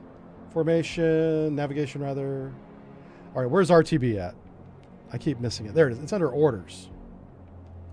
Return to base. The whole flight. All of you. You too. MiG-17. Let's try and... Let's clean up the screen a little bit. It's very busy. We survived the initial attack. Now we're in counterattack phase. I'm not sure what the hell this guy's doing. Hey, attack him. I'm going to give this guy an order because he's got enough fuel to go to this airbase. All right, we're going to watch this guy. How much time do I have before? I just want to see what the range of this weapon is. So we've got a Petya. Unit reference for his gun, which is an AK-726, has a range of 8 nautical miles. So we want to be within 4 nautical miles of the shoreline here. So I'm going to break out my little tools. Oh, come on. Ooh, what? No. Trying to move this down. Cancel. Uh-oh, crap. There we go. So the ruler from, we'll go from this one, 4 nautical miles. Right about there. All right, so the farthest military target's 4 nautical miles there. So when we hit approximately this point, we'll start shooting. We're going to go and engage it. A better way to do this would be with a circle. So we'll do right next to it. And that way, once you get inside that circle, you know you're well within a high probability of hit. Plus, we're shooting oil tanks. They're huge. If you miss those, I'll be disappointed. Yeah. Don't disappoint me. And I'm glad Picket Alpha survived this. And I do love how you can repair your ship and survive an attack. Let's take a look. So they lost one of their 3 engines. I'm curious. Is one of the 3 propellers not turning? It should be windmilling. Yeah, they're all turning about the same speed, so it's hard to tell. Yeah, but whichever engine is, because these are mechanically linked engines to the shaft in this Petya here. it a Pecha? I'm starting to think it's not a Pecha now. It is a Pecha. Okay. I stopped second guessing myself. I know all these things. It's just been a long time since I've known them.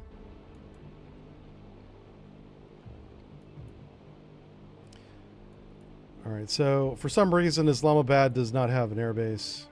Or I don't know where Islamabad is. That's probably the case. That is far more likely to be true. I might be in the wrong area because I don't know geography.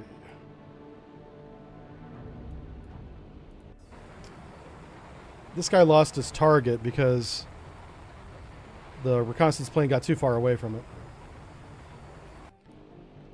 Let me see if I can see the airbase.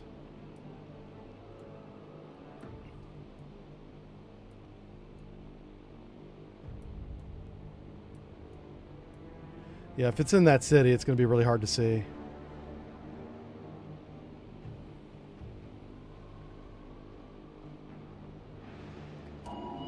Well, I don't see it either, so I can't be mad at them for not seeing it.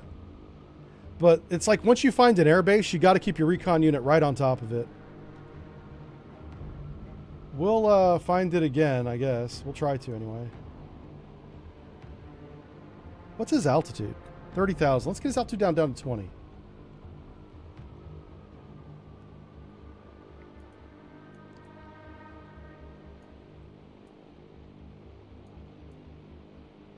Okay.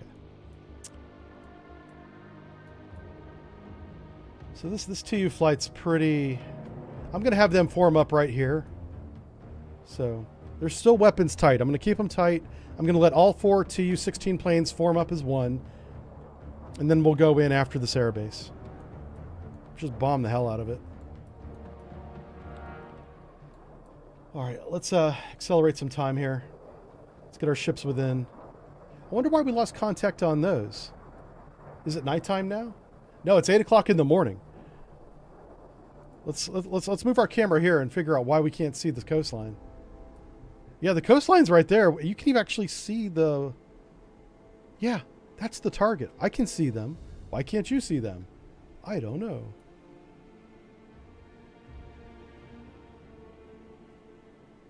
Okay, let's slow back down. I don't want to crash the game. We were going really fast in time compression there. All right, we're going to turn on all of our sensors. Maybe we have to have a radar contact on it, maybe. I don't know. Sensors. We'll turn on all the sonars and everything. Now, Pakistan does have submarines, but historically in this fight they were not involved, so I'm not too worried about them. But just as a precaution, I will turn on my sonar now that I'm close to shore. I don't want to get surprised by a torpedo attack,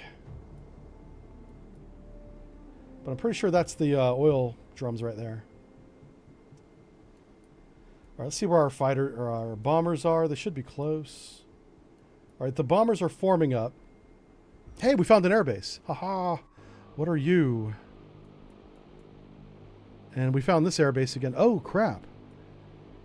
Oh, he's returning to base. Okay. All right, I'm going to put you right on top of the airbase.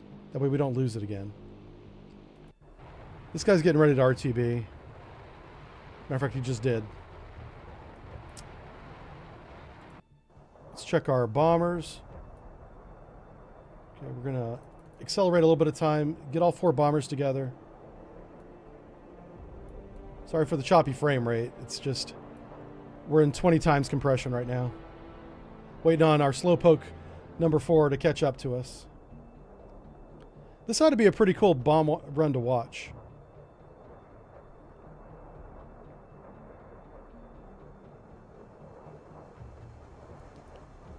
He's almost in formation now.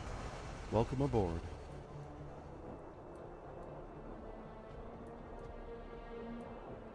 There they are.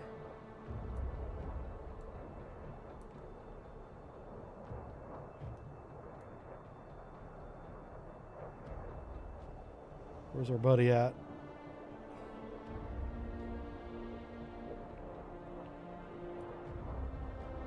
It says he's with us now. All right, let's go ahead and slow down time. He should be here. Okay, we're in real time again. There he is. He's forming up. Good job. Welcome to the fight. Okay, let's grab the formation. I'm going to tell him to go attack. I also am going to put them weapons free. Allow their radars to be on. And I'm not going to tell them to change altitude. I want to see if they'll go down to like 6,000 feet on their own. Honestly, this aircraft could bomb from this altitude. But I want to see what the AI does with that instruction. Just make sure everybody's weapons free, and they are. It looks like everybody went weapons free, but not everybody turned on their radar. So I'm going to go down to each one, turn on their radar. They're staying at 10,000 feet. Looks like they're spreading out, which would make sense if you're going to go attack something. You're going to kind of get probably in line is what I would think. But we'll see what they do. I don't know. This is the lead bomber here. We're going to follow him in. Let's see how close he is. Yeah. Oh, crap. You know what? It's about time to start shelling targets, isn't it? Let's just check. We're going to be bombing that target about the same time as we're supposed to be shelling. I'll tell you what. Here's what we'll do. We're going to slow you guys down. Just so it doesn't all happen at once. Navigate, speed, ahead 1/3. I'll come back to you after we bomb this airport.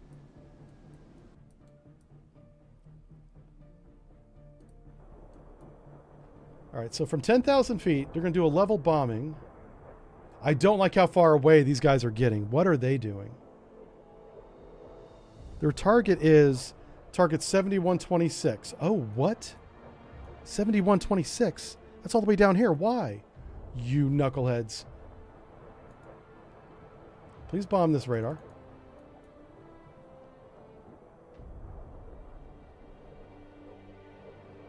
Okay, you know what? We're going to let them do that. If they want to fly down here to this airbase, fine. I don't know why they won't bomb the airbase I tell them to. It could be there's no more targets there. Maybe they don't want to bomb the runway. But they don't get to make that choice.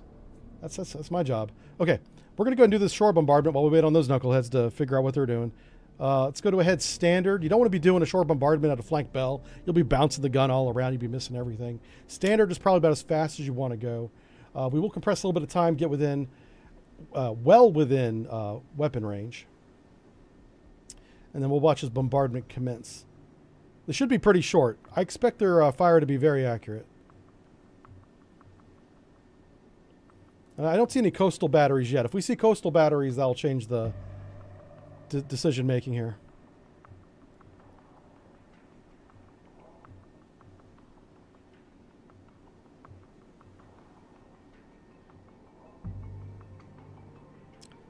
Just waiting on catch-all to get inside the circle.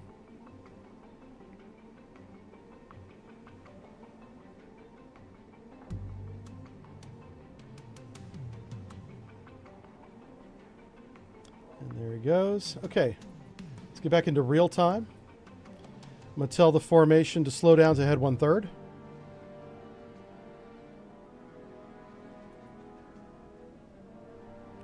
Let's make sure they're actually slowing down. There's the targets. Okay. I don't want to see any misses. There's no excuses for this. You guys have radar-guided weapons, radar-guided artillery.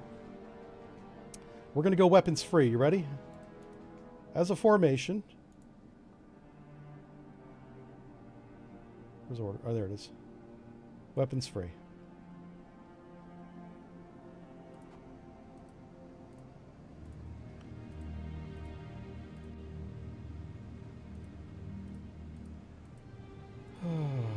Okay. Hey, okay, they're shooting them. Yay. It's happening.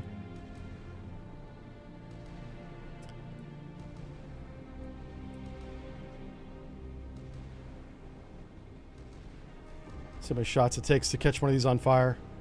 I already saw an explosion. That guy's shooting with the, he has 20 and 30 millimeter over there. Just raking fire across him.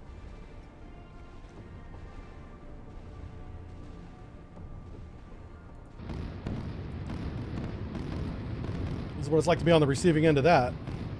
Good Lord.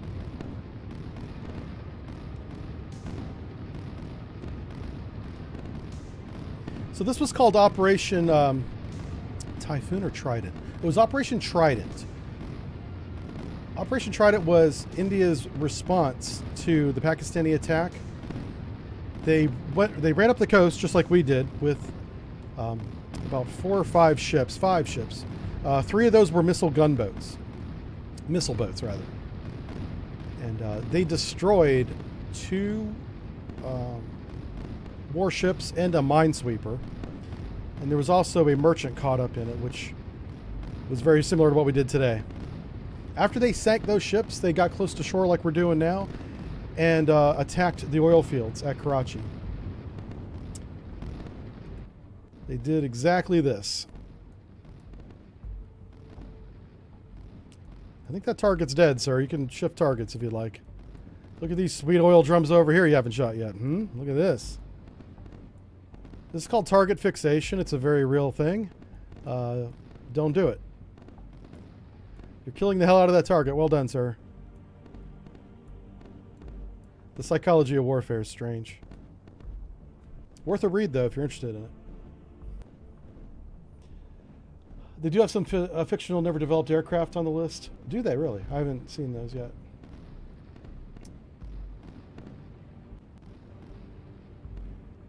Somebody's asking, what about the Su-24s and Tu-95s approaching the airport in the south? More micromanagement is intense. Yeah, I don't have to micromanage them, but sometimes they don't do what I expect. Oh, wow, what happened? Where'd my planes go? Interesting. So your target is 130. I don't know why they're choosing the farthest target. That's strange. Oh, here's another flight. Yay. I clicked the wrong one. Oh, no. I accidentally clicked another airplane. Now I got to go back and click him again. All right. I want you guys to go to 20,000 feet. Oh, hey, there's another aircraft here. What? Weapons free. You are weapons free. Do you have any weapons on your rail? You do. Okay, sir. I expect you to launch those missiles at that airplane. There we go. Oh, there we go. Good hunting, sir. Yeah. Oh, my God. You stopped him in his tracks. Yeah. Wow. What a crazy... that was a good intercept. Still got 2 more. He's like, bring it on. So we still have some Pakistani... hostile aircraft out there. Let's launch some Cap. I was bringing Cap in just a minute ago. Now I got to launch him again. My MiG-21s are my best. For Cap over an airfield, I'll take a MiG-21 all day long. Let's make sure this other SAM is actually weapons free. He is.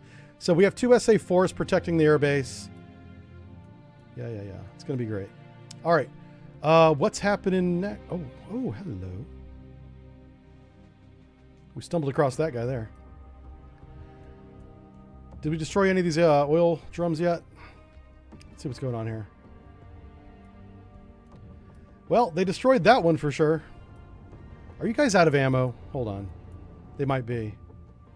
Yeah. Oh, crap. Okay, fine.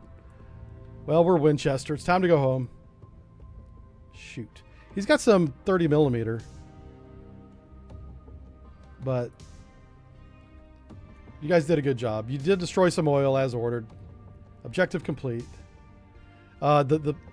This ship down here, he's so damaged his guns don't work anymore. So he can't help. He does have ammo, but he can't shoot his guns. All right, time to go home. Send you guys back to base.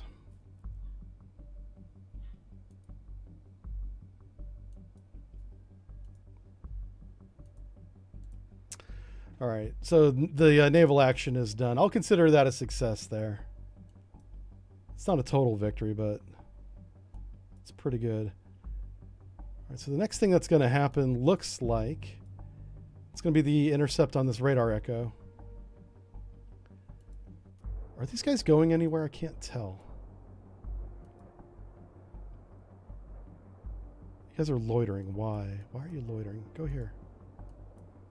We have all these bombers in the air, and they're not really doing much.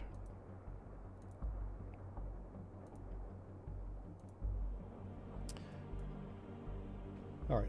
Let's fast forward to this. Radar Echo gets within weapon range of somebody. Just going to keep an eye on him. He's going really slow. Like, our Tu-16 bombers are faster than this guy. Well, a Tu-16 is actually pretty fast. First time. I'm surprised those guys didn't engage him. Alright, where is our... Are these fish beds in the air? They are. Okay. These guys just took off. I'm going to make them weapons free.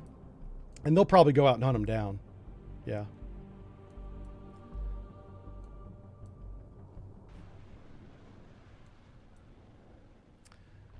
I imagine once he gets close enough, they're just going to go get him.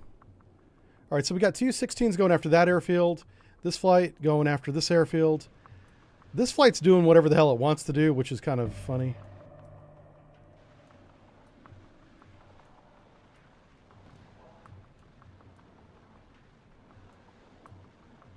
And we're at 10 times compression. There we go. So we got... We'll watch this engagement here. I got to be careful in this mode. Oh, wow. Welcome aboard. He's changing direction here. Why? All right, let's make sure this airfield is... He's weapons free. That's good. But he may not have any weapons on his rails. Let's see. Oh, he does. Okay, cool. Yeah, you can fly to that airbase if you want to, Mr. Unknown Radar Contact 34. This fish bed's hell bent on getting him, though. He's at the same altitude as 3,000 feet. He's in a pure pursuit. Yeah, I don't know why they don't do lead pursuit, but I'm not going to micromanage how the pilot gets into engagement range. That's not my goal. My goal is to assign targets. How they go about those targets is up to them.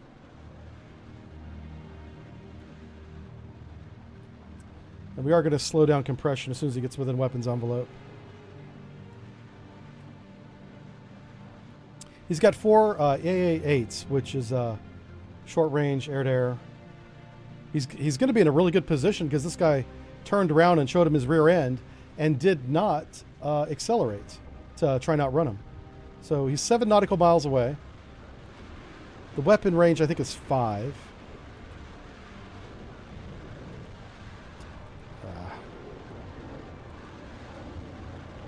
If I click on it here. Oh, he just shot. Never mind. Now, that's not a good shot because he was just barely within weapon range. I think this missile's going to run out of energy before it hits the target. I can't even see the missile. It's so small. Okay, now the fighter that he's shooting is turning back into him. There he is. Oh, wow. Did he hit him? No. All right, what you going to do now? Now that he turned back around, he knows he's in a fight.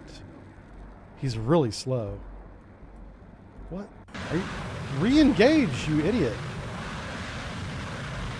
Wow, he was like, well, my job's done. No, it's not. Oh, no. Uh-oh. Holy crap. You madman. This guy has a SAM coming in at him. Well, he never saw that one coming.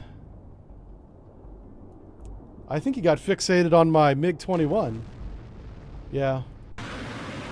Alright, stop showboating.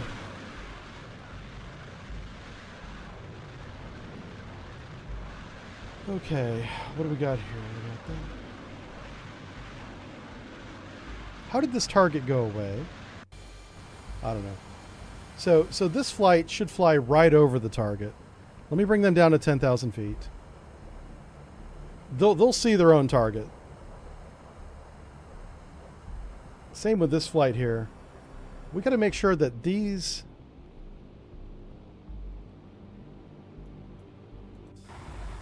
I don't know why my recon planes are not staying in the air. They have plenty of fuel. Are they being shot down? That might be it. It's possible. There's so much going on, I can't watch everything happen in real time. All right, let's send you back to here. I got to refine that airbase. I don't feel comfortable not knowing it. So this guy, he's actually really close to the target now. So we should see, oh, he's already got his bomb bay doors open. Yeah, yeah. Look at that. There's a whole rack of bombs in there. He's going to drop those on the airfield. We'll watch this attack. This will be the first one, then we'll jump back to the other one.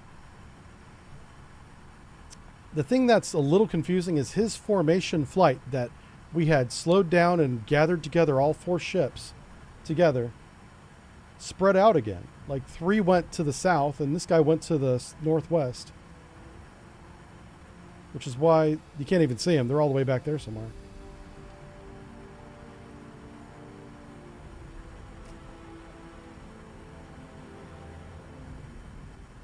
Let's get a little bit closer. Figures this cloud would be over target, right? Maybe we'll be on the other side of the target. Is that the airfield there? Maybe?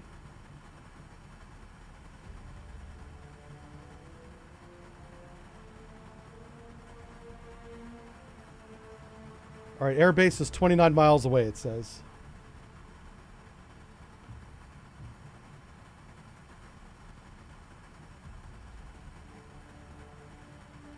He is weapons free.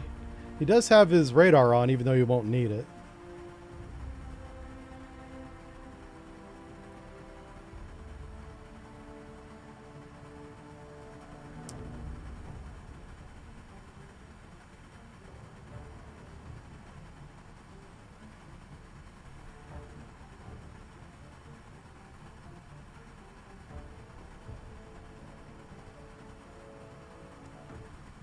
Who was that joined a minute ago? Possibly. Thank you for the 4-month resub on Twitch. I appreciate that. Thank you. All right, let's come out of time compression. There they are. Okay, we're back in real time. That's the target.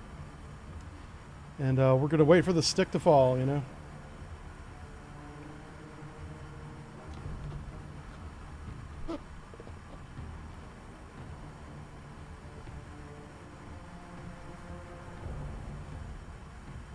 Hey, Lone Wolf. Ian Butler, how's it going? John's here. How's it going? Am I winning? Well, I kind of am. Oh, there they go. Yay. Look at that. Oh, my God. Does that not get you going? Oh, if that doesn't make you happy, you're probably a civilian. Or a reasonable person. Let's see here. Let's watch. This is the target. We're going to watch the bombs fall on it. They're on the way. They will be here shortly. I want to take out those oil drums and that grove of trees over there. Yeah, I don't know why that exploded, but I'm glad it did. The airfield's on fire for some reason. You did your job, sir. Well done. Now go instruct the rest of your flight on how to attack a target, because this is embarrassing. Where are you guys going? You guys are attacking 129. Oh, wow. That one bomber destroyed the entire airbase. Oh, my God. That's hilarious. That makes me so happy. So, and someone's already pointed this out. I'm using the assets that I have in the developer build of the game. The Indian Air Force at this time was not operating, nor I don't think they ever operated the Tu-16 or the Su-24. I just had to pick some bombers, and I did my best, okay? It's not historically accurate as far as units go. What I would love is whenever this game comes out and has been out for a few years and has all the units in it, DLCs and all that stuff, we'll be able to make recreate whatever we want and make it pretty historically, if not accurate, close. That will be a lot of fun. We're not there yet. The game's not even out yet. But that's the direction this is going, and I'm excited about that.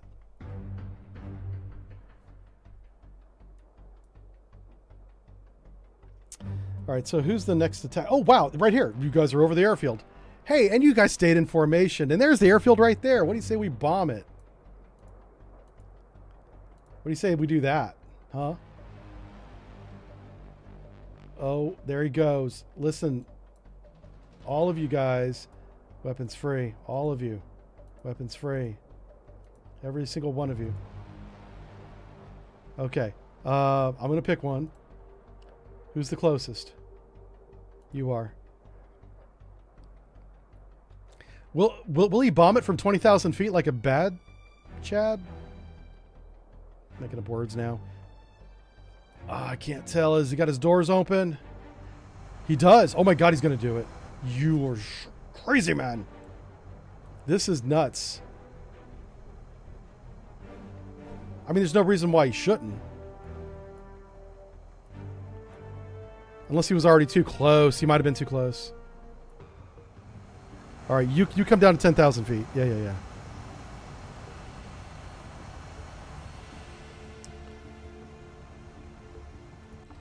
How about you? If you drop them right now, you might get a hit. The problem is, I think if they dropped them now, there's a good chance they overshoot the target entirely. So let's bring you down to like 6,000 feet. We'll just try different altitudes and see which one of these works. We'll bring you down to 3,000 feet.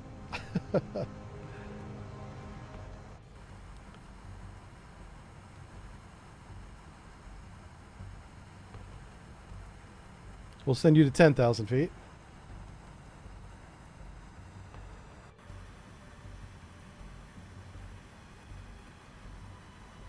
Oh, he's Winchester. He already dropped his bombs. Okay, let's get on the... Oh, wait a minute. That's the damage that we already had here. There should be a stick of bombs incoming on this airbase. There it is. Yeah, take out those mango groves.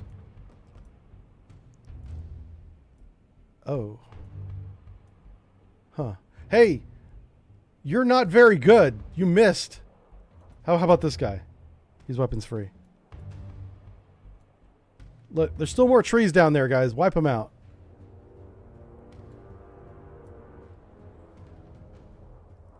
Yeah, he took out the orange trees to the east side of the airbase. Nobody will be getting their orange juice tomorrow morning.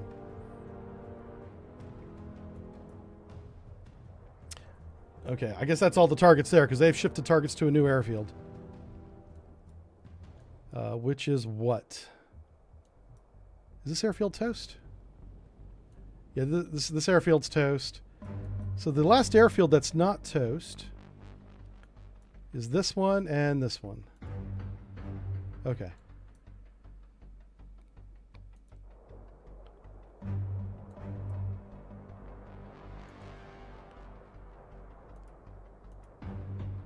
So I'm going to try this again from... Welcome aboard. From the formation menu. I'm going to try and go weapons free. That should set everyone to weapons free in the formation. Looks like it did. Okay, good. Okay, so it's working. Yeah, it's working. Looks like they're starting to fan out. Oh, this guy back here. He's weapons free too, okay. So did they all pick different targets? They did. Oh, that's interesting. So I gave the formation an order to go weapons free and there was 4 planes and they picked 4 different targets. I don't know why.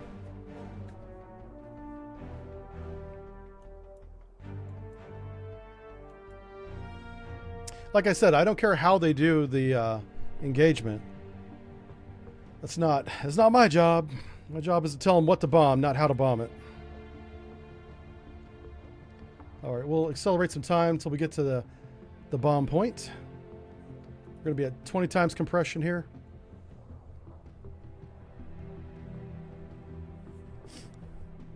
Oh, hey, we got another attack coming in.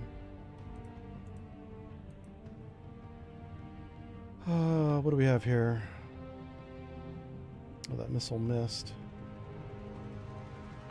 Let's slow down time compression again. Okay, we're back in real time.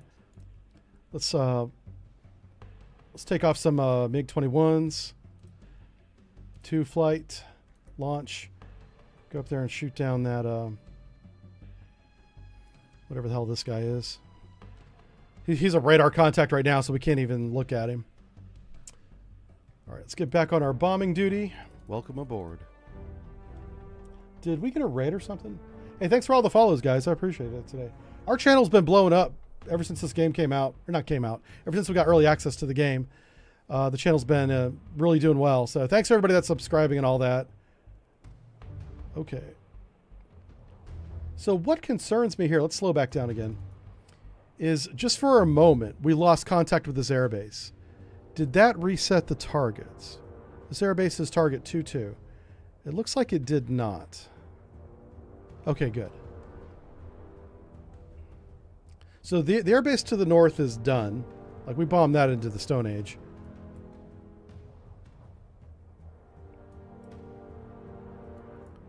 I guess we're going to follow this one here. Our Discord's doing well, too. It's great to see everybody on Discord again.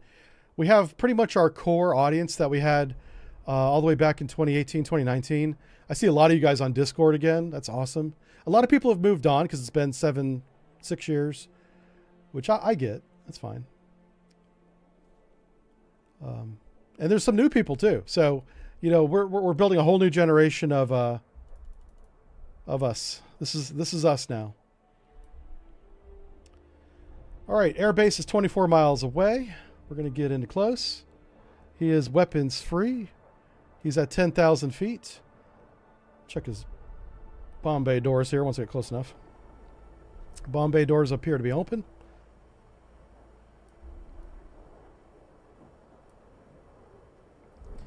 Base is 20 miles away. Wonder if we can see it. 20 miles is pretty far.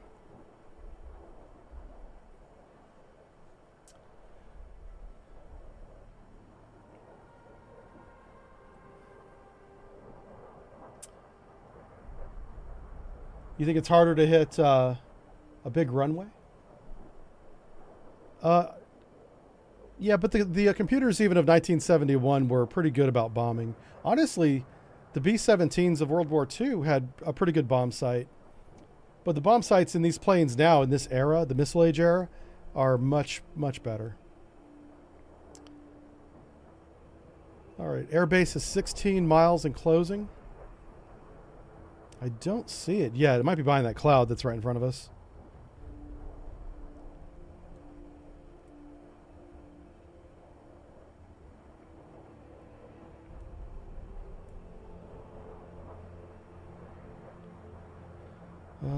Okay. 14 miles.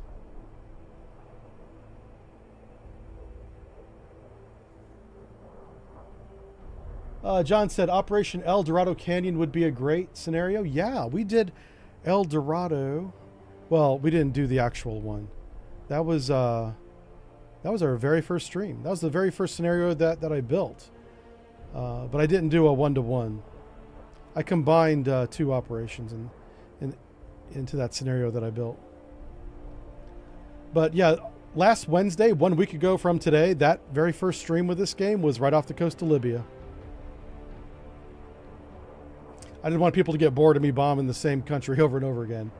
You know, we're Americans. We got to mix it up a little bit. You know, we do a little bit of Afghanistan, a little bit of Iraq. You know, sometimes Libya. Today we're doing Pakistan.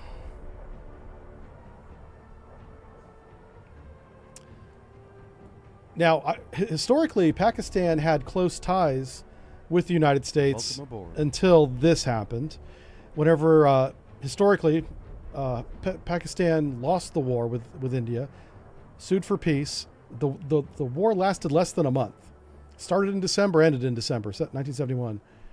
And that created, that eventually led to the creation of the country of Bangladesh. Bangladesh was East Pakistan in 1971.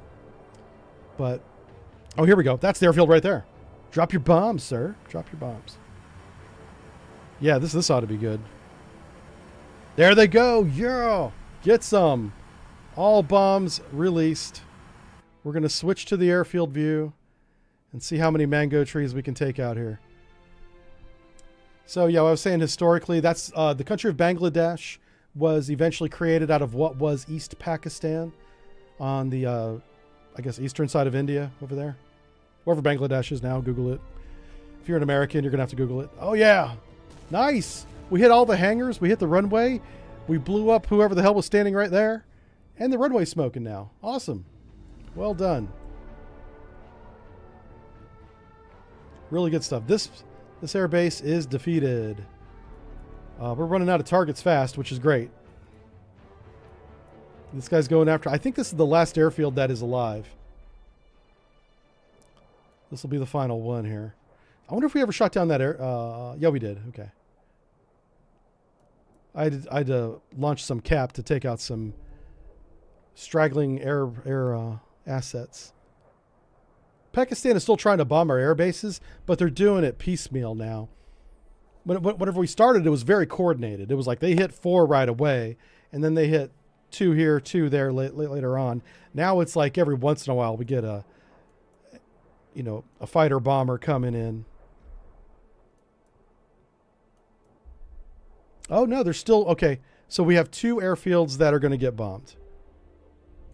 This one's 66 miles out. This one is 62 miles out. So they're going to happen pretty close to each other. Tell you what, let's... Yeah, let's not do that. I was going to speed them up so they hit it more at different times. But I don't want to risk... messing up the bomb run by changing the speed now. So technically, this guy's going to be first. So we'll go to him, and as soon as he's done with his, we'll go to the one to the south. Let's speed up to 10 times. Oh, 20 times. All right. We'll start counting down the range here in a minute. Andy's here. He says, loving the new streams. Awesome to see you again. Bigger than ever. Thanks, man. Yeah. I'd always planned on coming back to streaming. I just wanted a reason to, and this game gave me a reason to come back full time. I didn't want to come back to streaming full time, playing a game that I didn't necessarily enjoy. Which there's a lot of games out there that I do enjoy, but I'm not good at. And honestly, there wasn't a lot of games that I did enjoy, to be frank with you. Yeah, my pandemic game, whatever we were all locked inside during the 2020s, 2021, was the space game, Elite Dangerous. I played that game all the way through. I got all the ships because we all had lots of time on our hands. I didn't stream any of that. So I've been busy doing that and then working on the sub brief. Obviously, that's what I've been doing for the past 4 years, is just focusing on getting sub brief up and running. And sub brief is a well-oiled machine now. It's doing its own thing. Very successful, very happy with what we accomplished there.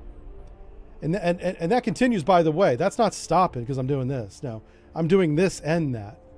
But we have a whole team of people doing sub brief now, which allows me the flexibility to do sea power.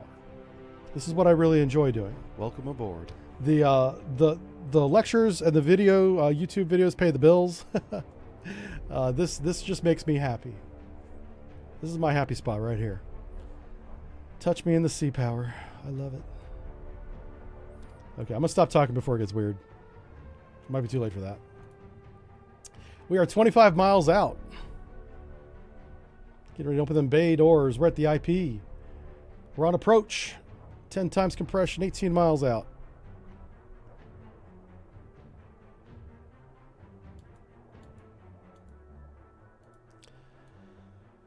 Okay. 14 miles. Center up. Master arm on. Target's right there. It's in the haze right now, but you can see the airfield. We're coming at it kind of perpendicular. Have I played Arma 33? I did. Yeah, I've played Arma back before I think it was Arma. Yeah. I've played all the Arma. The whole Arma series has been out for like 20 years. It's never not been a buggy mess. It's like it's just part of the game culture now. Yeah. People have just accepted it. They're like, this is what we have. Yeah. Steve says he loves the sub briefs. Thanks, man. I do appreciate that.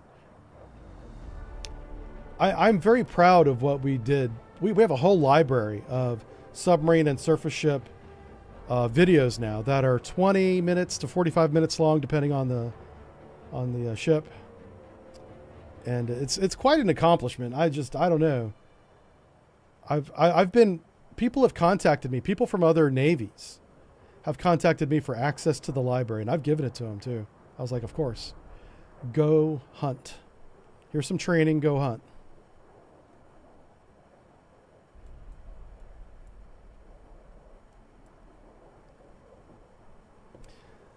I'm not allowed to take money for that, so I don't.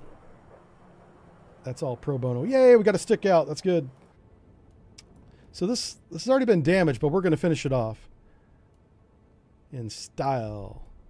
See this tree right here? That tree's going away.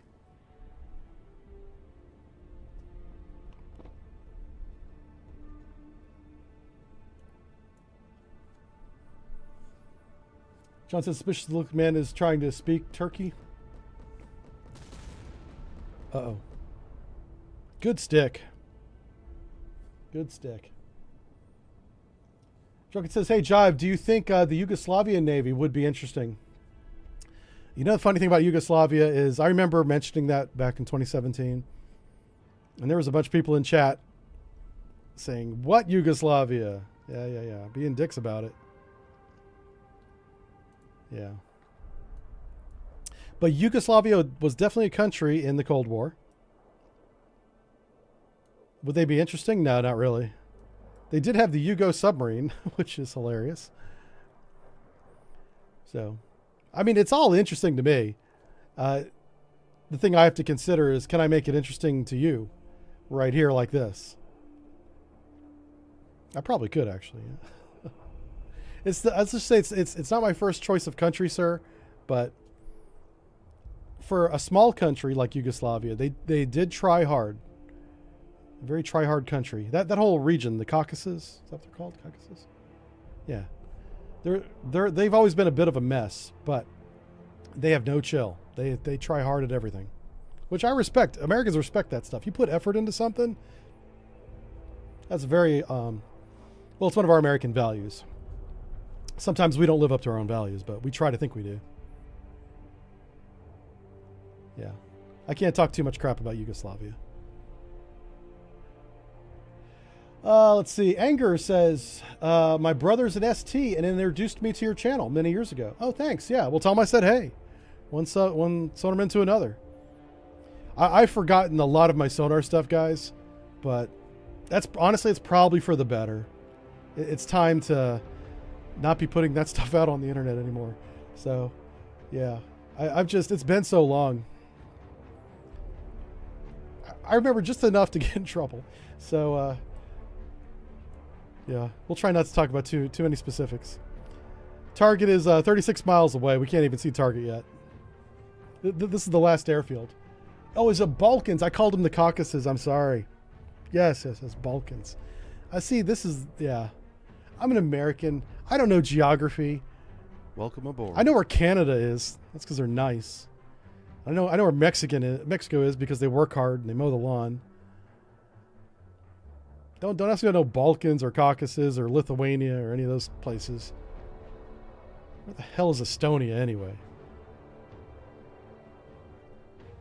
I'm gonna get in trouble. Some of the developers are in that area. Oh, fuck about them. You know who has no chill right now is, well, Poland for one, but Lithuania has cut off the bridge access to, was it Krasnodar? Kaliningrad. Yeah, that.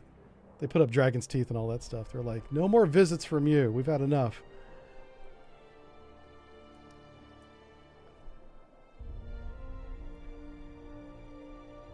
Yeah, anytime I start getting good at a game and doing well, I start bringing up geography. That brings me right back down to earth.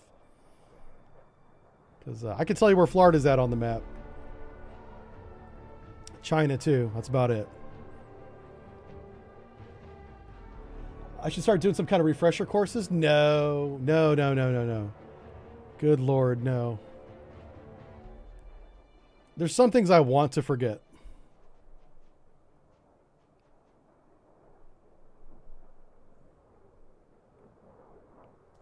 It's the Anger says your Sonoman brother watches the sub brief religiously. He's on the Seawolf. Dude, I would love to meet him. I've never been on the Seawolf myself. Yeah, I would love to, I don't know, just see what it's like inside there. Especially the torpedo room. The torpedo room in the Seawolf is insane. Welcome aboard. But I've never seen it personally. I've only heard, I know what it can do. I know how it's like a revolver. It's like a 6-shooter, but it's an 8-shooter. Yeah, it's pretty badass. We are 17 miles out. Yanni says, relevant to me since I just got a recall order. Oh my God, did you really, Yanni? So you're being recalled into service. Now, Yanni, if I remember correctly, you don't have to put this out there, but I thought you were from, I know you're from that area. I want to say Finland. Is that right? I really don't like it whenever my buddies are getting recalled. Because that's never good. I really wish everybody would just chill, but nobody's chilling right now. I'm actually past the age to be recalled anymore. Yeah, whatever that threshold. Like, oh, well, I'll put it this way. If they change the rules to recall me, we're screwed. Things are not going well. Yeah, I'm the last man on the roster. They're like, well, guess it's time. Give them a call. Have to squeeze back into my uniforms. They'd look like spandex. They'd be like, I didn't know we had superhero uniforms for sailors. I'm like, it's just a little tight. I can't breathe in this thing.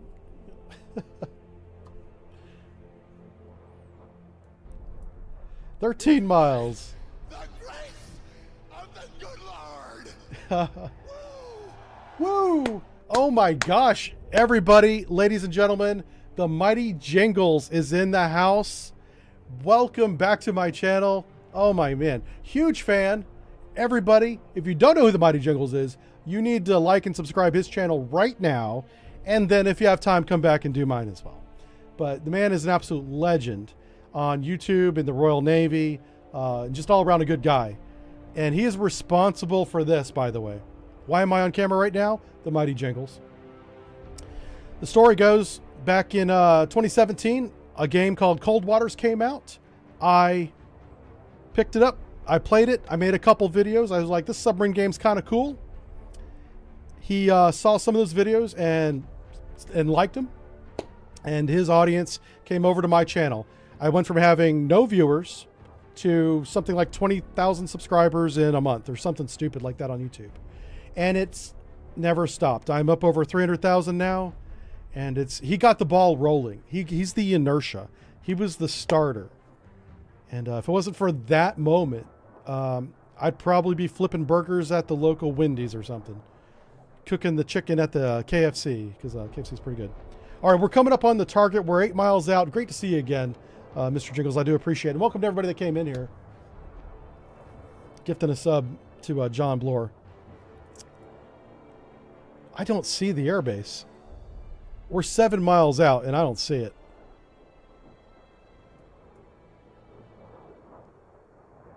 Now, I do see that city up there. Don't you bomb that. Don't bomb the city. I don't see the target.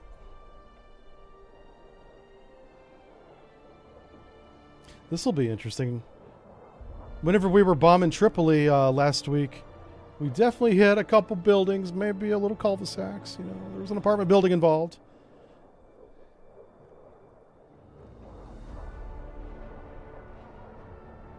We will see. Yeah, the Mighty Jingles, great dude. Big fan. The man's gone through some hard times and successfully navigated all those challenges, and that is a great thing to see. Oh, this is wild.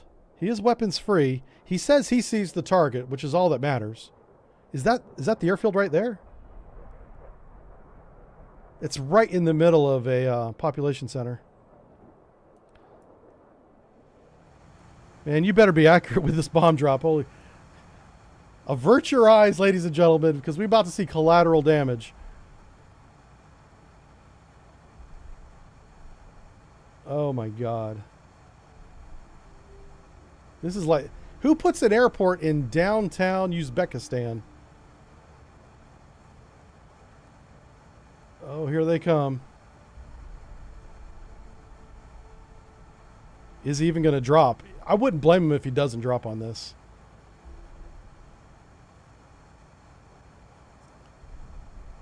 Oh, he dropped.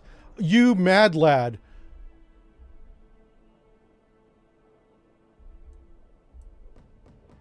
Oh.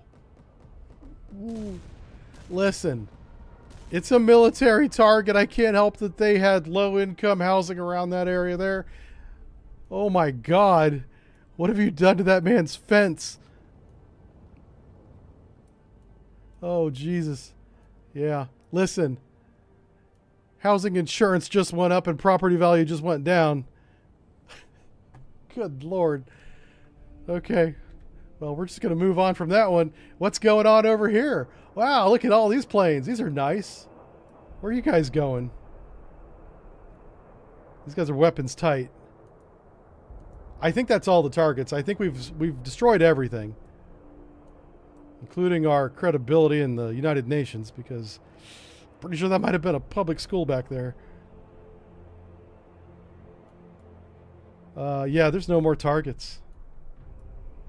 Nice. Okay, well done. Very successful. There's still more we could have done on the naval side. We simply ran out of ammunition because these ships spoofed a lot of our anti-ship cruise missiles, which is very realistic, by the way. In this age of missile warfare, those Styx missiles were easy to kind of fool and get them to miss the ship entirely, which is what happened to about half of them. So a 50% hit rate with a Styx missile is a little bit lucky. Yeah, a little bit lucky. So, but there was still a support supply ship right here that did not sink. We had to go in with the guns, sink it mechanically, and then we didn't have enough ammunition to finish off all of the oil bins. But we did, knock out this field here. And what the on-scene commander should have done was, distributed fire over to here and let the fire do most of the work. They have a little bit of target fixation going on. So if I wanted to, I could have gone in and micromanaged it and said, okay, hit this target, make sure all 4 oil fields are burning, or oil storage areas are burning, and then you can go and choose your own target. That is something that maybe you would like to do as a player. I kind of like playing the game as the operational commander, setting the rules of engagement, setting the targets, and then letting the pilots do the job, letting the men on the ground, the on-scene commander, do his part, because that's how it's done. The general back at Joint Task Force Base MacDill, or even the Pentagon, or in the Situation Room at the White House, they don't point at the screen and be like, bomb him with this bomb from this plane. All that stuff is actually carried down the chain of command. So I think we did really well. The game didn't crash either. There's hundreds of units in this scenario that I built, and it performed very well. So we're on stable 64. We were on 64 last week. They've updated it a couple times since last week. I'm on 67 now, which was updated as of yesterday. And they do a great job, they being Triassic Games, the developers, of squashing these bugs, and they've also added some new assets. There's new sounds, there's new, I don't want to call it animations, but there's new assets in the game that I haven't seen yet, but we will see. So what we're going to do is we're going to take a break, and whenever I come back, we're going to do a regular scenario that's already pre-built. We'll just run through that, okay? So grab your coffees, grab your lunch or your dinner, wherever you may be, and whenever we come back, we're going to do a new scenario, okay? Be right back. Don't go anywhere. Bye-bye-bye. I shouldn't have said bye-bye. I'm not very good at this. Okay, let's go. Ah!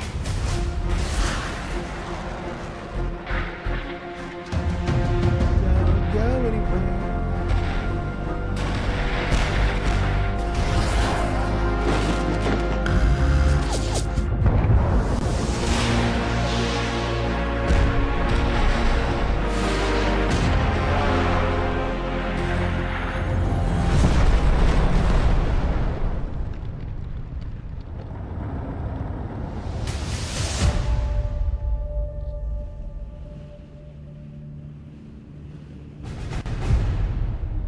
Eternal Father, strong to save, whose arm hath bound the restless wave, who bids the mighty ocean deep its own appointed limits keep. Oh, hear us when we cry to thee, for those in peril on the sea.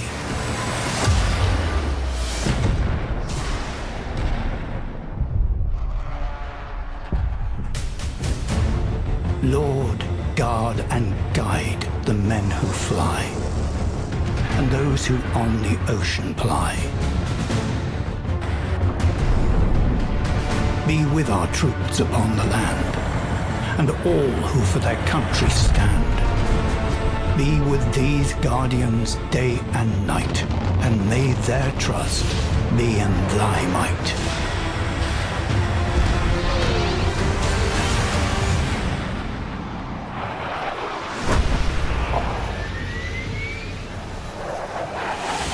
Creator Father, grant, we pray, to those who serve both night and day, who stretch their rigs across the sea to service ships where'er they be. Oh, bless their efforts cross the foam and bring them ever safely home.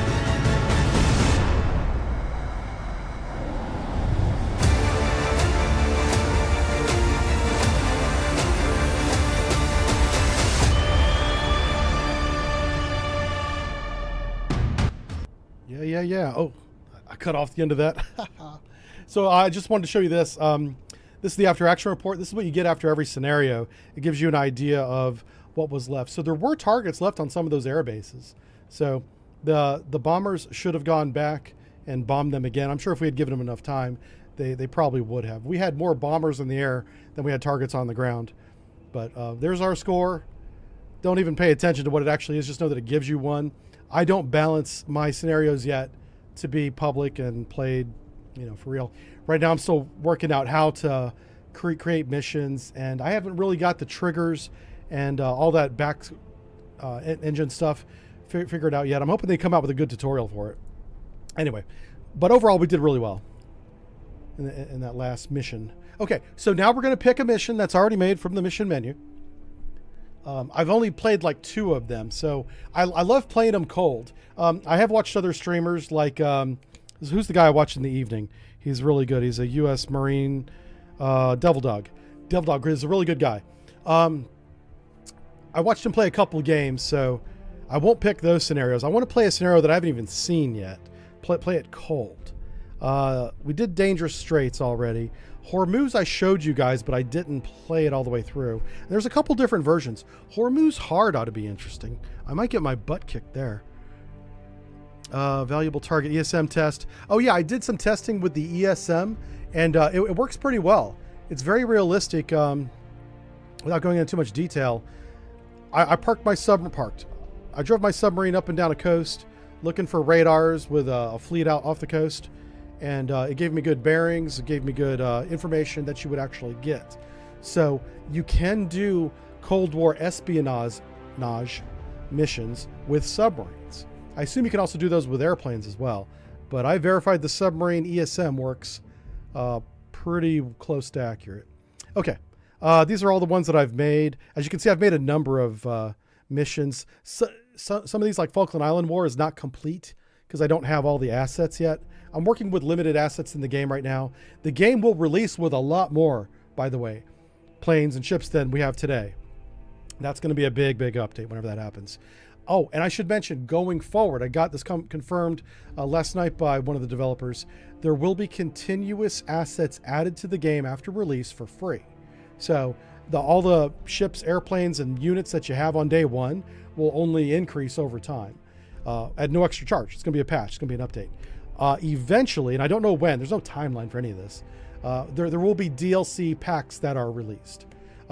He mentioned as an example, and this may not be one that they do, but just as an example, they will take a historical, event like the Falkland Island War and build a DLC pack around those units with a scenario or however many scenarios that outline what happened during that time frame in that geographical region.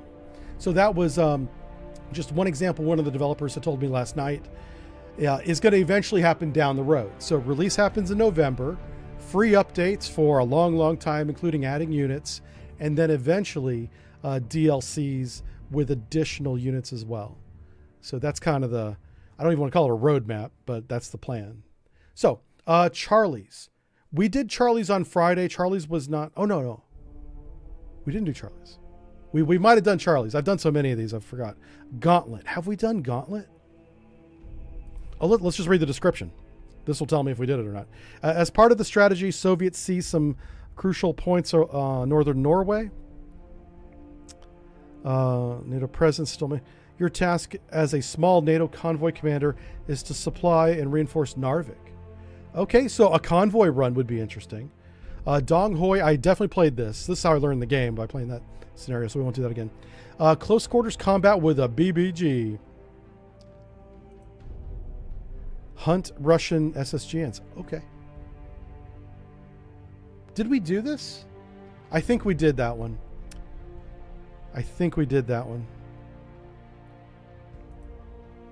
Fast attack Alpha submarine is trying to make an Atlantic.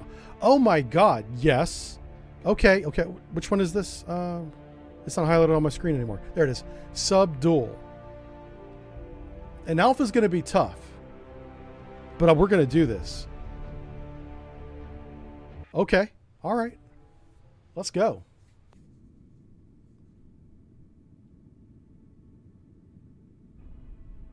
Okay, so the Alpha is heading into our patrol area. Our orders are to intercept her. This should be the easiest contact to classify and detect and the hardest to shoot. This is what I expect is going to happen. All right, let's pause the game. Let's take a look at what our situation is. So we are in the Denmark Strait. The game has us going down to the southwest, probably for contact reasons, so I'm not going to change that. Let's see what our current depth is. We are at 255 feet, 5 knots. Is the towed array out? Honestly, with this submarine that we're tracking, we won't even need it. Things very loud. Alpha, one of the loudest submarines I've ever heard in my life. Okay, unpause. Here we go. We going sub hunting, boys, with a 688. Flight 1, by the way. Same flight that I was on. I know this inside and out, man. I'll tell you all about this. And then I go to jail because I'm a troll. So I'm not going to tell you shit. Yeah, that's my girl right there. You know how many times I've, I should, okay, I can't make that joke. God damn it. Okay. Listen, all I'm saying is a good sub, okay? I have to be better than that, Eric. Come on. It's not 2017 anymore. I got to watch what I say. So I guess we could just wait till we get contact here. Just to make things easy. Do we have any intelligence? No. Okay. Where's the layer at? They're probably not going to tell us where the layer's at. I assume torpedo tubes are full. Totary's out. It's all we can do right now. All right, let's just wait until we get contact. So we're going to compress a little bit of time. We'll go 10 times compression. We don't want to go too far. 5 knots, 255 feet. Oh.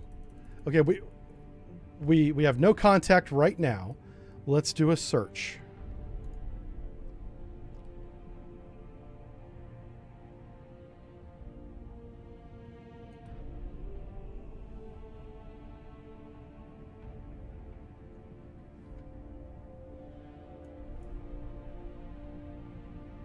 Okay, good. We're changing depth.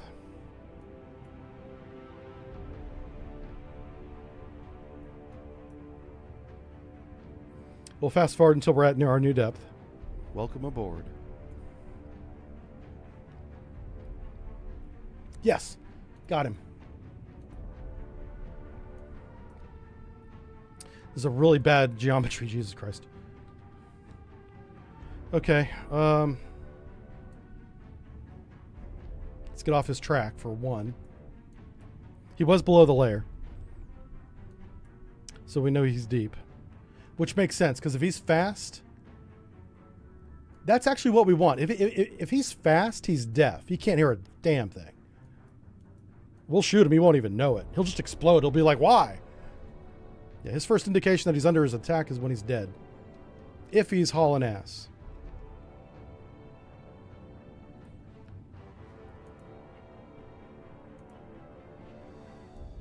All right, we're coming to a new course. Coming, what course is that?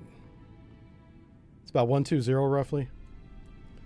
What I'm going to do, I'm going to put him into a lag line of sight. If it is a alpha, he'll go flying right by us.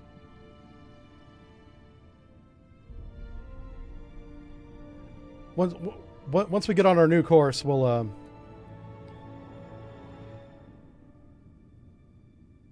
Yes, okay. That's definitely him. 17 nautical miles. Man, we could actually shoot him right now, but I'm not going to do that.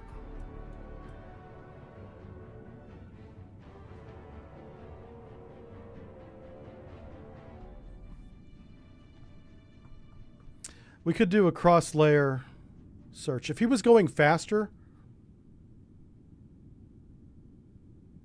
how fast is he going?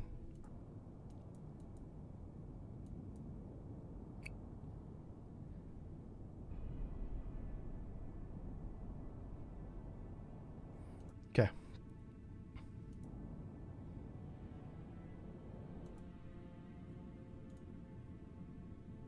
Watch what I do here.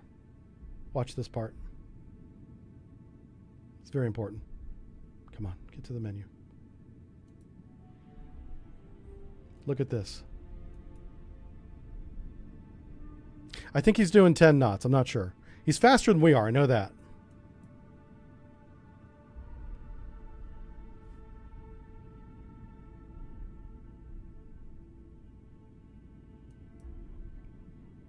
We're coming up to 250 feet. I'm trying to get off his track.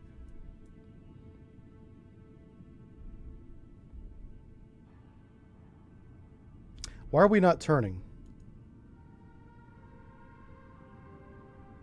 Okay, now we're turning. It seems like whenever I told him to change depth, he stopped turning.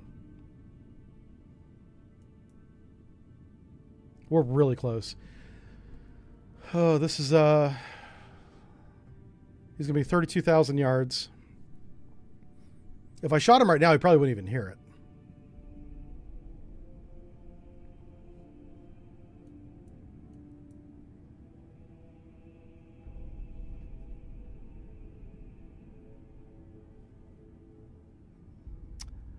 All right, 250 feet. We have good track. For the love of God, would you please come right? I'm going to have to take local control of this. I'm assuming direct control of the submarine. All right, left 10 degrees rudder. Head 2/3.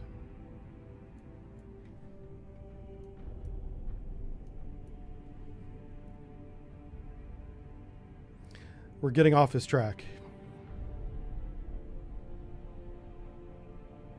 If we stayed right here, or if we'd stayed on the course we were on, we would be on parity. I don't want parity, I want advantage.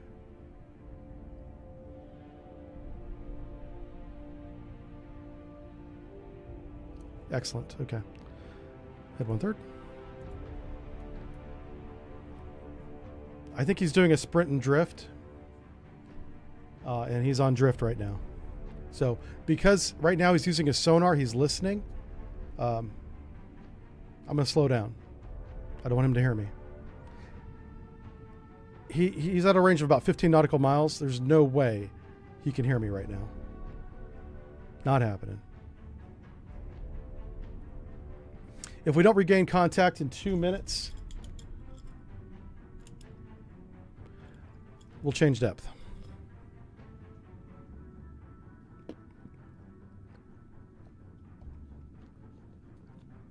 Read some chat.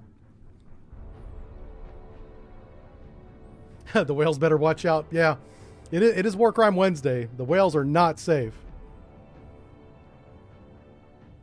Do you think the sound masking is modeled in the game?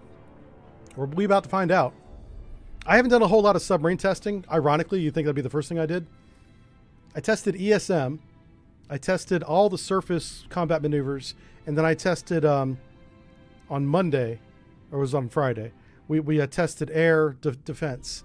And we saw, I know John was asking this question in Discord. We saw the F-14s turn away from attack. And then as the missile was coming in on them, they turned perpendicular to the missile to notch the missile. And that seemed to have an effect on the missile missing. Sometimes the missile still hit, but it didn't hit very much if the F-14 notched. Now, the F-14s, they don't always notch, but when they do, it seems to make a difference. Now, I don't have a lot of data points on that. I just have that one day of testing, which wasn't much. But it looks like the AI, if you have a good seasoned pilot, remember there's 4 or 5 different AI levels, all the way from green trainee, doesn't know how to do anything, to seasoned ultra veteran that knows everything. And that determines how well the evasion is, or how quickly they react to being detected. We're coming on course now. All right, we're going to go ahead and go below the layer. We should be able to hear this guy, but it might be a very strong layer. We don't know how strong the layer is. I'm talking about the acoustic layer. That's somewhere around 300 feet. I'm just guessing. We are above the layer now, and now we're going to go below the layer and try to regain contact. He should be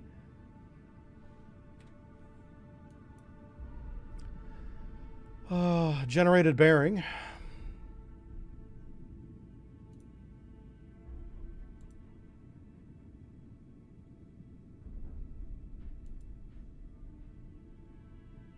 $10 knots. 1,000 yards, 3 minutes.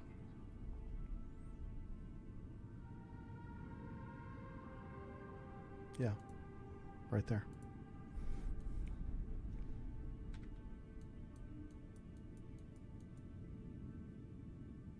Okay, let's reset the time. Boom, look at that. I still got it, boys. Regain contact.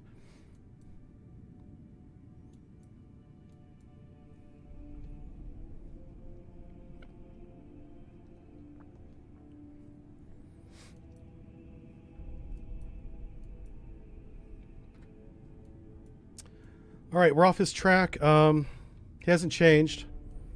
He is doing 10 knots. That's confirmed.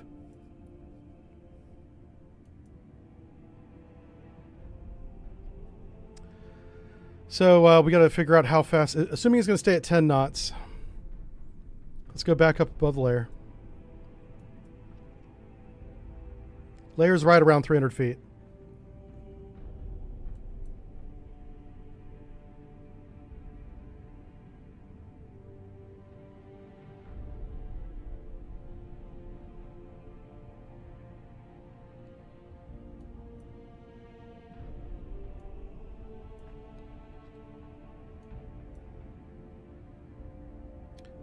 Target maneuvered. Okay. Take local control again. I do have direct control. Left 10 degrees rudder.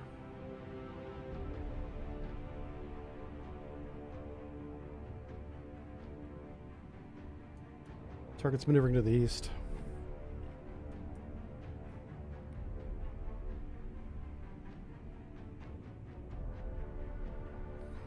Target might have came shallow. Yep. We're going to continue around and then come back down to the southwest behind him.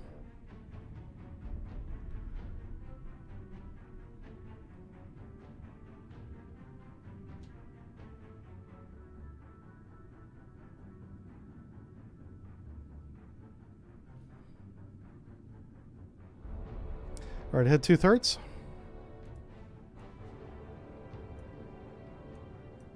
We're coming the long way around on this course change. Normally, while he's maneuvering, I wouldn't be maneuvering, but I had started my maneuver first. So I'm going to maintain my maneuver, and we'll reestablish his new course whenever we steady up.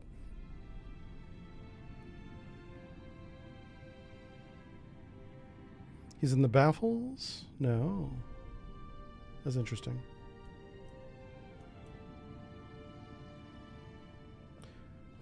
Okay. So yeah, basically we're going to have a period of time where we don't have contact. But I think he's going to be heading to the east now. I expect to regain contact over this way.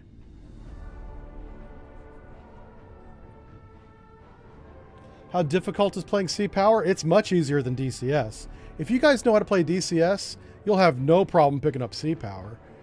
This is a very simple game compared to that. If you played Cold Waters, I would say it's easier than Cold Waters because it's not as detailed, but the scope is much bigger. So there's an offset there. Yeah.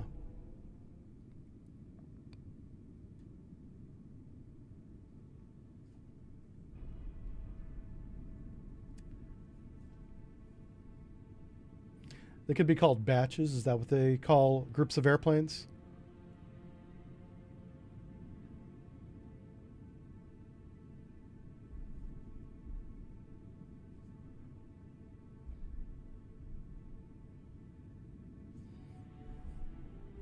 Yeah, we're in this long, slow turn, so tell you what, let's go ahead and we'll compress a little bit of time. I don't like accelerating time with the contact of my baffles, but here we are.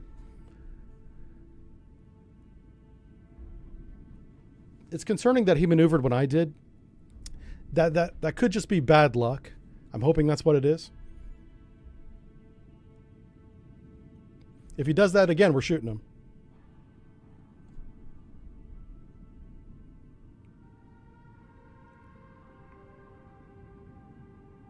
Ideally, what you want to have happen is a cooperative contact, and that is a contact that will stay steady on course and speed, right where you need him to be, so you can maneuver to where you need to be, and he not change. But our Alpha today is not cooperative. Matter of fact, if he's sped up to like 40 knots or whatever in our baffles during this turn, that would be really bad. We would struggle to get a shot on him.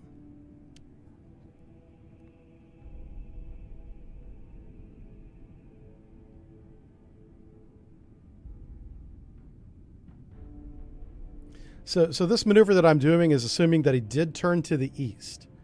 If he continued north, this is going to be a gunfight. I'm trying to avoid a gunfight.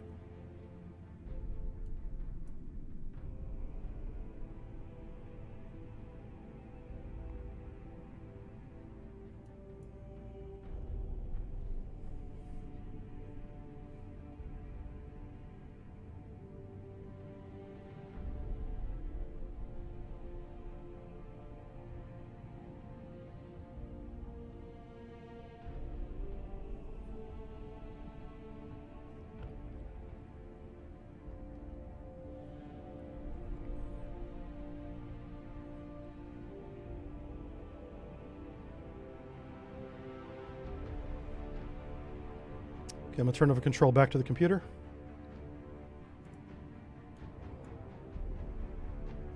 Or I'm not. Do I just have direct control now?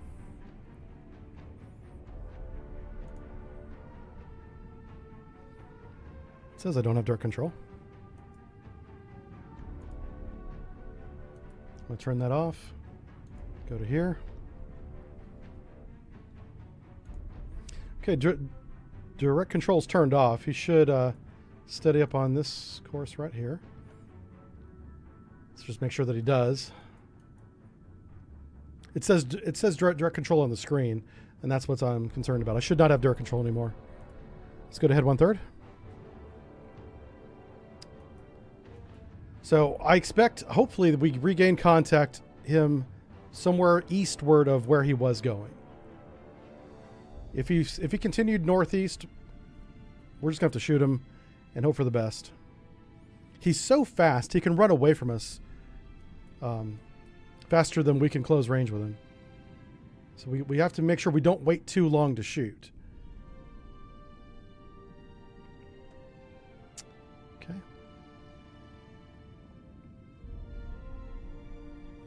All right, we should be steady on course here. Let's see. Yeah, we're steady course 226. Excellent. Okay, computer has control again. We're at 5 knots. Change depth, go below the layer. The purpose of this depth change is to regain contact on Sierra 1, the Alpha. Fuck, active. Shoot. Firing point procedures, Sierra 1. Oh, wait.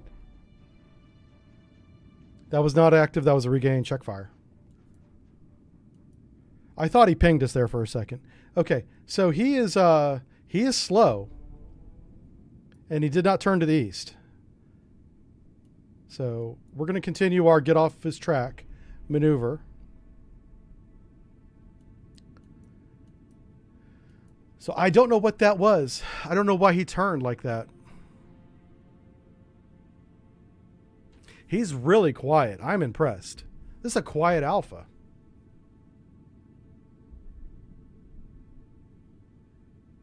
What year is it?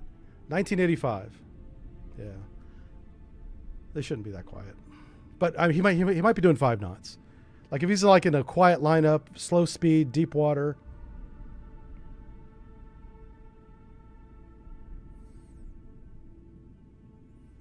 My goal right now is to get as far away from this black line as possible while maintaining track.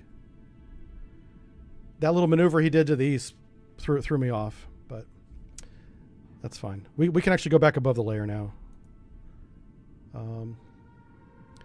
So we probably want to shoot in 6 minutes, I'm thinking. 6 minutes will be 2,000 yards. If he's doing 10 knots, 6,000 yards, 3 miles. Yeah. 5 minutes now. Spend a minute thinking about it. All right, let's get on course. This is not an ideal geometry, but what I don't want him to do is go by me. If he's only doing 10 knots, shooting him from a lag line of sight makes sense.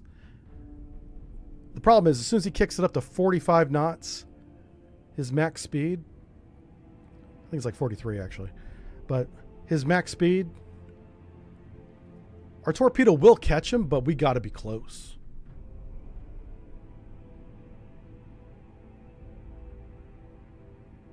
We got to be close. We got to be close. Closer than this. What I'm deciding is if I want to shoot him in the face, I got to do it now.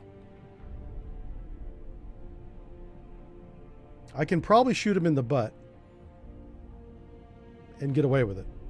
And he won't even, well, I don't know if he'll counterfire. He shouldn't counterfire, but in the game he might. All right, are we above? We're above the layer again. Head 2/3. We should lose contact here. There it goes. Okay. Time. 3 minutes. 4 minutes. 4 minutes. You got 4 minutes, folks. Go do what you want.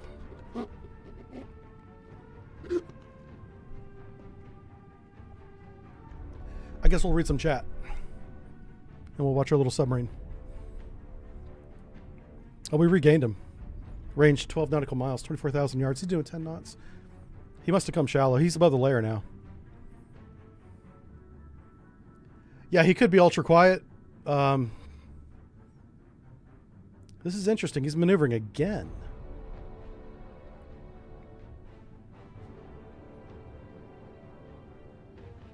I don't like how often this guy's maneuvering. The major focus of the game was modularity. I believe that because they have mod support baked into the main menu.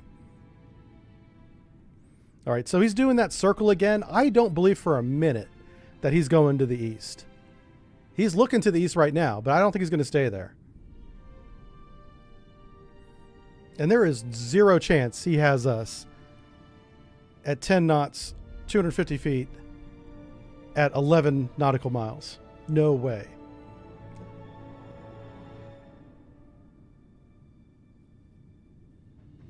Is the opponent another submarine? Yes, it is an alpha. Here, I'll show it to you guys real quick. Now that we have, oh, there he went shallow. Yeah, of course. So 10 knots. He should be cavitating. Why is he not cavitating? Come on, video game. He's just doing circles.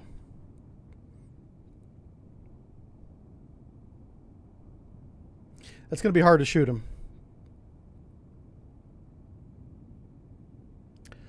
Oh my gosh. Actually, let's do the math. We might. How many minutes? We still have 2 minutes. Break out your calculators. We got to do some math. We got this. Let's go. Let's make it easy. Use even numbers. So that's 22. And then we go times 3. So that's 3 minutes. 22. And minus.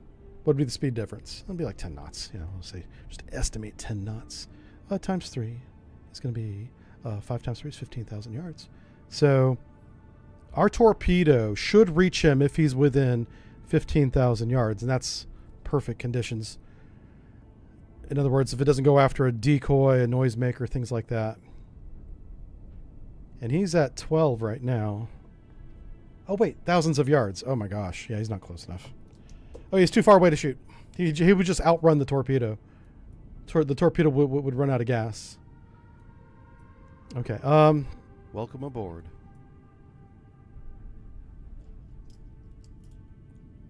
He didn't continue north, so my timer means nothing.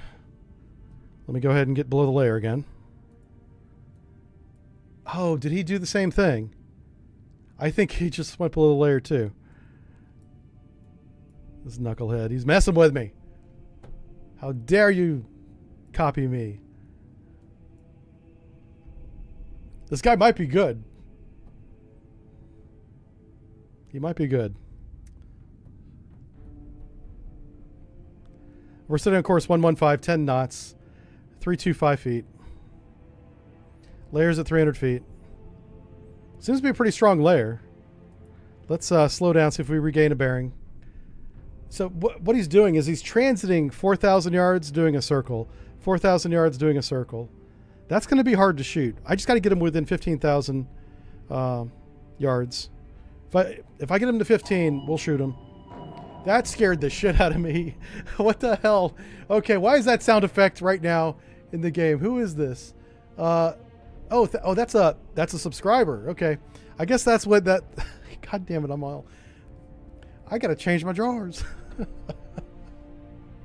There's no active sonar right now. Please, welcome to my stream. Stop giving me heart attacks. Oh my god. I heard that active sonar, about lost my mind. I was like, oh no, we need to do something. Good God. Stop giving me flashbacks. I'm an old man. I can't take it. Charlie's in the wire. Wow, we did not regain contact. That's interesting. We're at 5 knots below the layer. We're going to continue to open up. If we come back up above the layer, he should be about 4,000 yards closer. If he continues that pattern of 4,000 yards circle, 4,000 yards circle, it's a weird kind of sprint and drift tactic that he's doing, and I kind of like it. I recognize it, and that's awesome.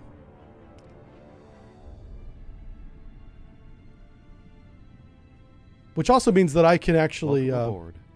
Hey. Oh, wow. Thade, how's it going, man? He says, Bosun, bring me my brown pants. Yeah, I know, right? Yeah, that active sonar, it's the new subscriber alert that we've had since day one. All the artwork's by John Bloor, by the way. John Bloor's in the chat. And, yeah. What a moment. Okay, so we're above the layer. We have no contact. Interesting. Did not expect this. We had really good solid contact. There he is. He's 12 nautical miles.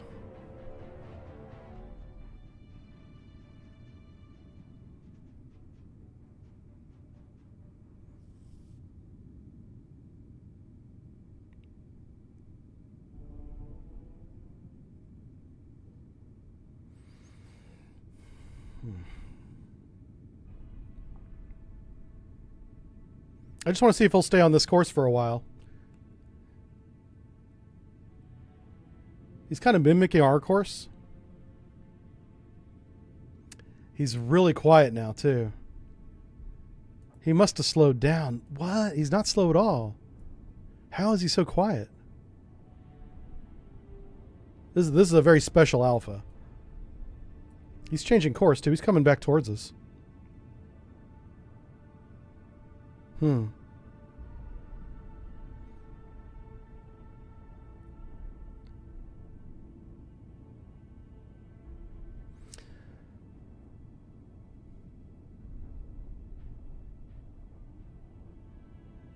Yeah, I just apparently he's not really in a hurry to go anywhere. This could be his patrol area.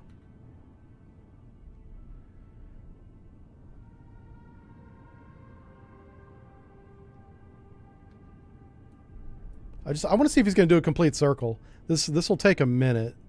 Let's go ahead and accelerate time a little bit. And see if he goes... Okay, he's going deep again. Oh, he's speeding up. Ooh. He's coming right for us.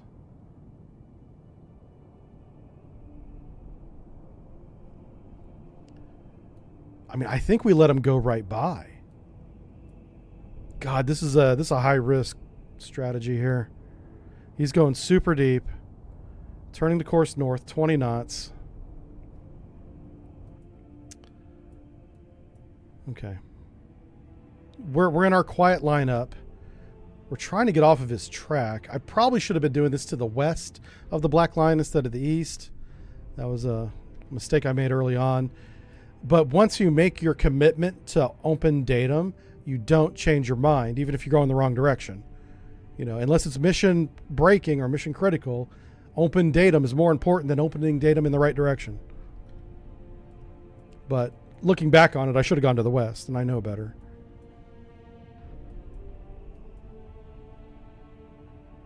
That's okay. He was going to the east. I thought he was going to go to the east, and I didn't want to lose him because he still, at that time, was 15 nautical miles away. If I turned to the west and he continued to the east, I wouldn't have been able to shoot. So he went deep. He's fast. He's going to be closing us in a hurry. He's going to get close fast. So we got to be ready to fire. Welcome aboard.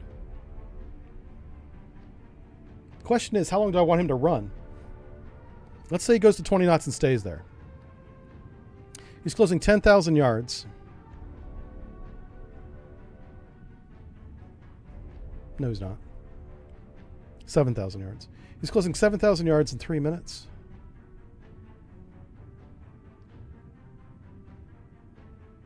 It's a little bit less than that. We'll say, I'll round up and say 7. And he's only, he was 12 miles away, so that's 24,000. So 3 times 3 times 3. So he's only 10 minutes away. Like he could be on top of us in 10 minutes. So, wow. And we don't have contact right now. It's because we went below the layer. So it is a really strong layer. Let's stay at 5 knots. Let's go below the layer and get a new bearing. I want to make sure that he's at 20. He's heading north again, so we did the right thing staying on this course. And we should regain contact as we reach 310 feet, 320 feet, something like that. And I expect him to be a lot closer. Yeah, a lot closer. Yeah.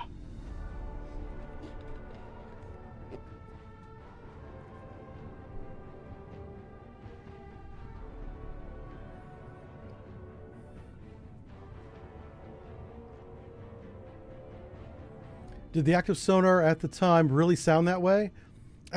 Sonar sounds different on different platforms. I really am not supposed to talk about it at all anymore, so sorry.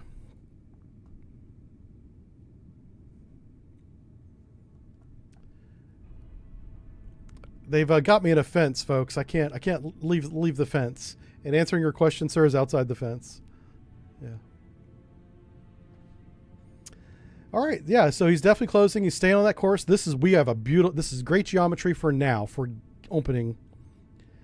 Closest point of approach, which is going to be, right about there. So minimum safe distance for him is going to be like 5,000 yards. So I don't want him inside 5,000 yards.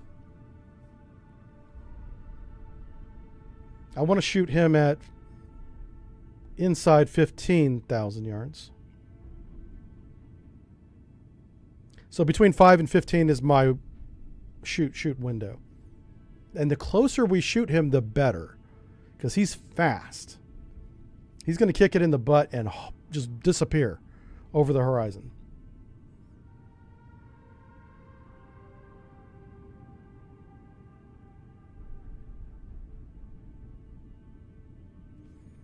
So what I need to reset this.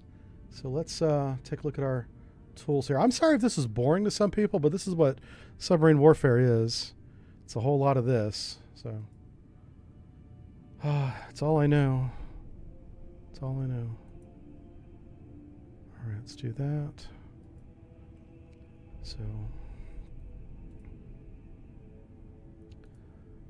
CPA.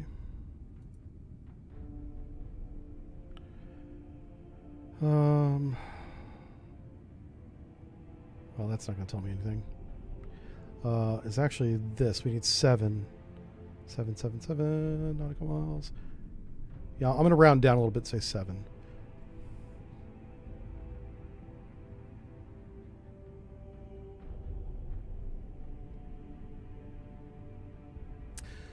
So what I'm going to do, folks, is I'm going to circle in on the target following the circle I just drew.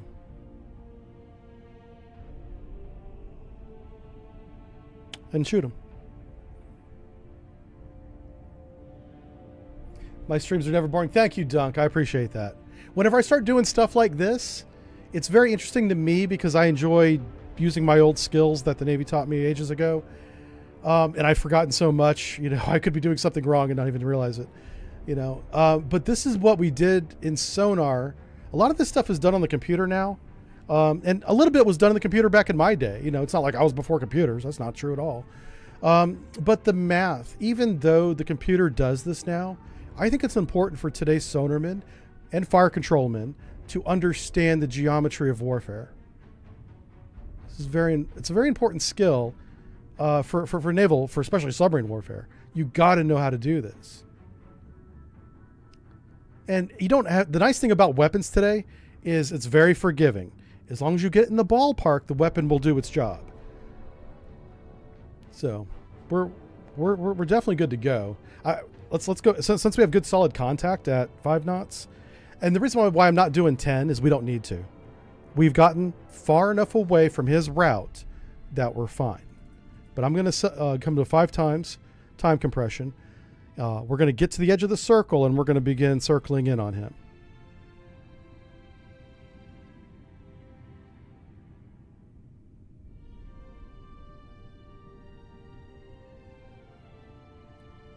Oh shit! I wanted to adjust my. Yeah, he's definitely more like that. Welcome aboard.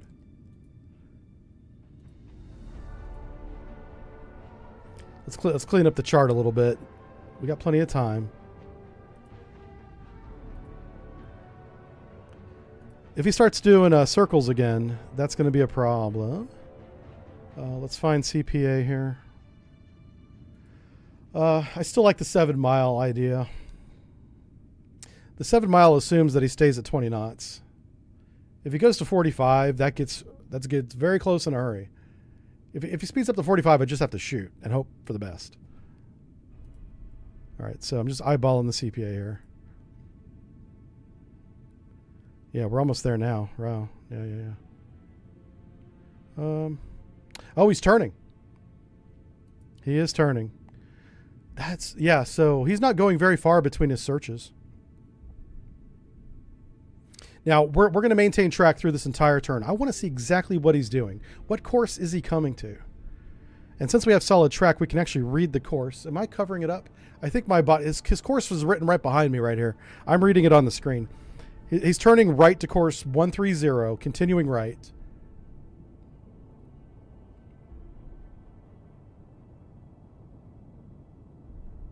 He did slow down to 15 knots, so he did not stay at 20.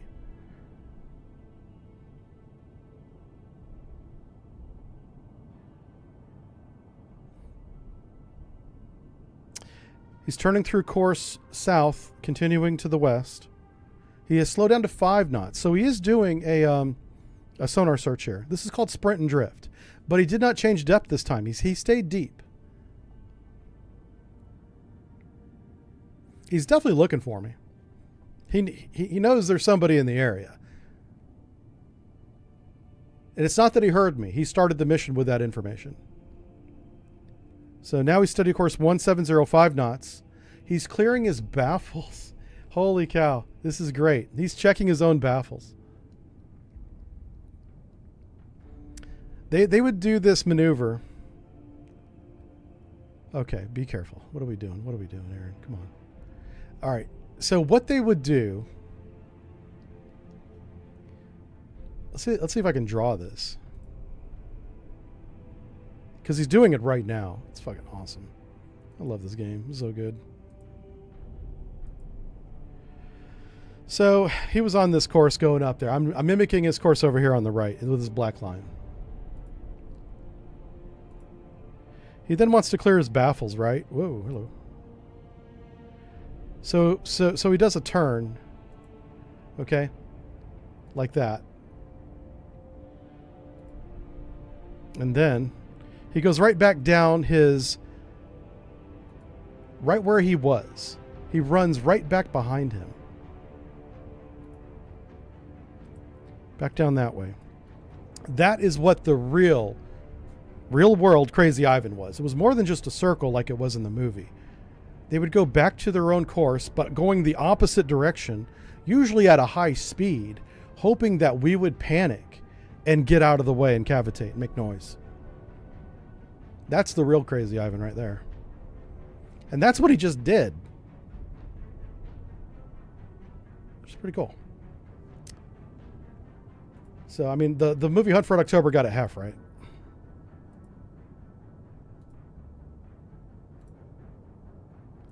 All right, he's back up to speed again. He is 20 knots. So he's going from 20 down to 5, back up to 20. It's going to be hard to estimate his overall speed. The computers would tell us that. You would average his speed over time and get an SOA out of that. Speed of advance.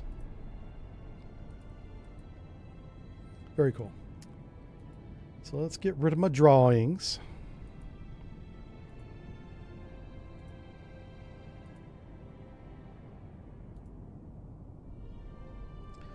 It's time to turn. Time to turn. Let me grab my boat and go rippity-doo-dah. Right there. Are we doing 5 knots? We are doing 5 knots, 325 feet. Let's go cross layer.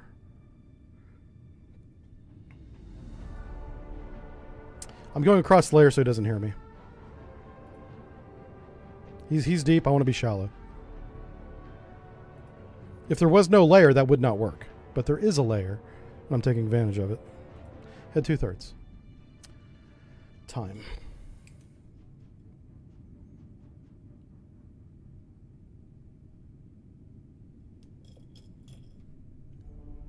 Did he go shallow again? Son of a gun. We're going to go deep. Below the layer.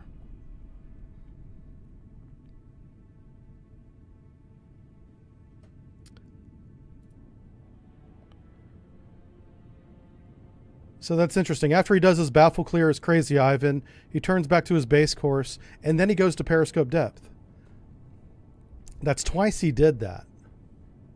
So he's doing a full search, 360 above and below the layer, at about 4,000 yard intervals, which is every 6 or 7 minutes. It's hard to get that exactly right because he keeps changing speed on me.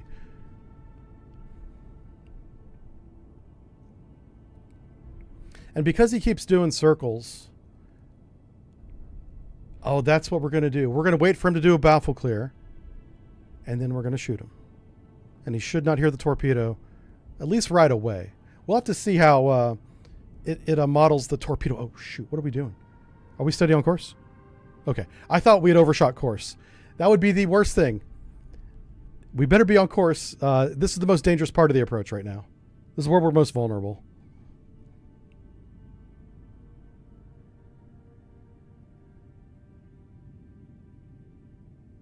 He's got about 2.5 minutes.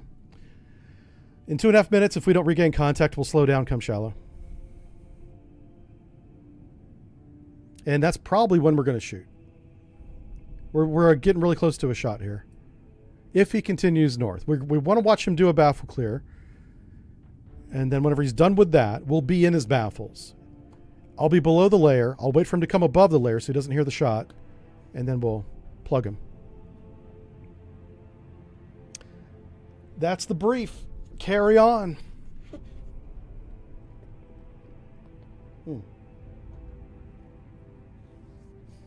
I drank my shot through my nose. When you took direct command of the sub, did that take you back to the good old days? Yeah, it does feel good once in a while. All right, we got 90 seconds. I tell you what, if you drive a ship in a video game, you better have a stopwatch. Or not. I don't know. You play however you want to play. I play with a stopwatch.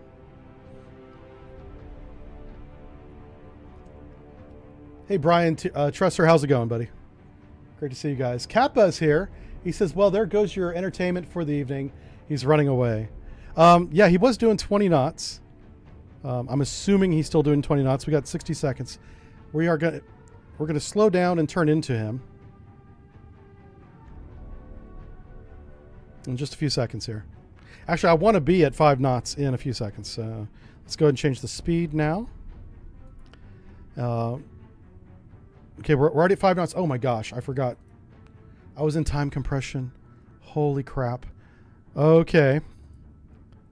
That's not good. That throws everything off.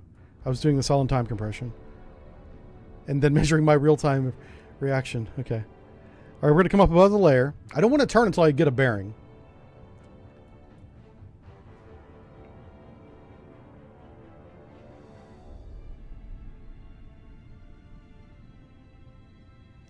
We're coming up through the layer now. And he should be off in this direction here. All right, we're above the layer. We're at 5 knots. Total ray out. What? Oh, wow. He's doing another baffle clear. Doing another baffle. He's not moving nearly as fast to the north as I thought.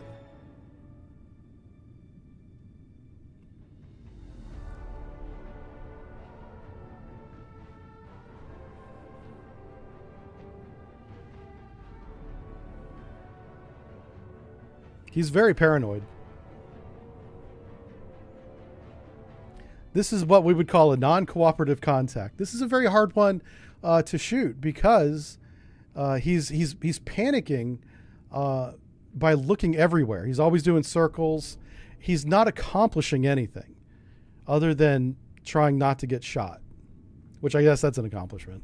But like if this guy had a mission, he's not doing it. He's just trying to save his own butt right now. So, like in that case, that's a victory. Like whatever he was tasked to do, unless it would shoot us, he's not doing it. He should go right back to course, 020, and we're going to get in behind him and shoot him.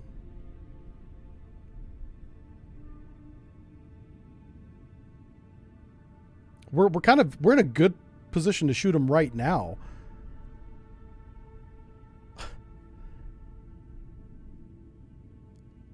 The math works. I could do it. If he stays on this course, we're going to shoot him. Let's just see how long he stays on this course. I don't know. How long do you want to give him before he turns again? He's acting so sketchy. I could wait too long and throw the shot.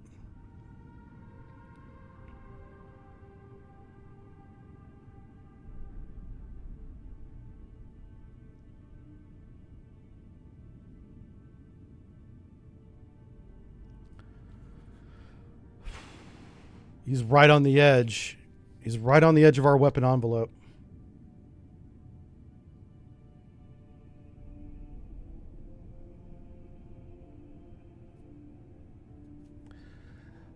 Oh, do we do it? Is he going to stay on this course? If he's going to stay on this course, we're going to be fine. All right. Come right, steer course 300. I'm taking a chance he's going to stay on this course. Make your depth 325 feet.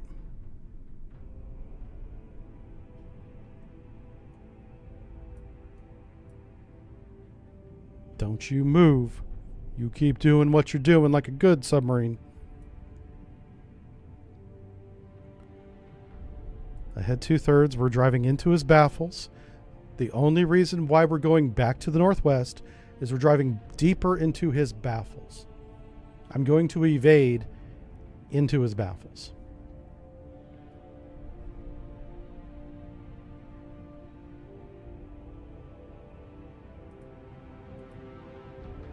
Make your depth 570 feet.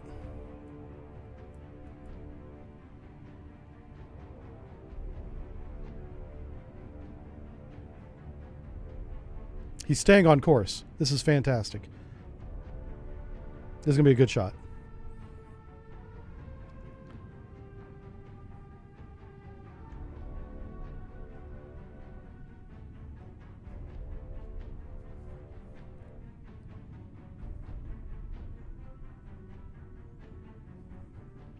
What's his, do we have a number for him yet? 4. Okay, that's fine. Once we get steady on course, we're going to shoot.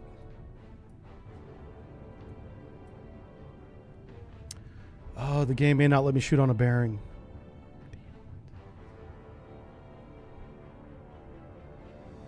I don't know if the game will let me do bearing only fire. That would be a problem. We're going to see if it will.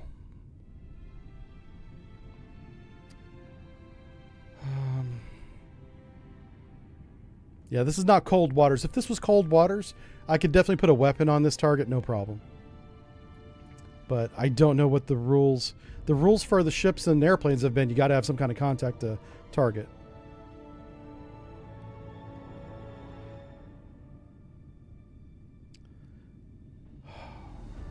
God, we're in such a good position. This sucks that I lost him. But once we get on course, we're going to slow down, hopefully regain him.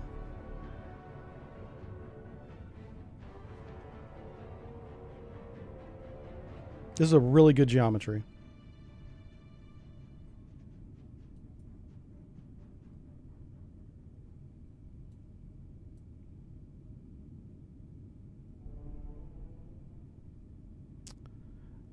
All right, we're at 5 feet, 10 knots. Make your ahead 1/3, and it's up to sonar now. If we get a bearing, I'm going to shoot him.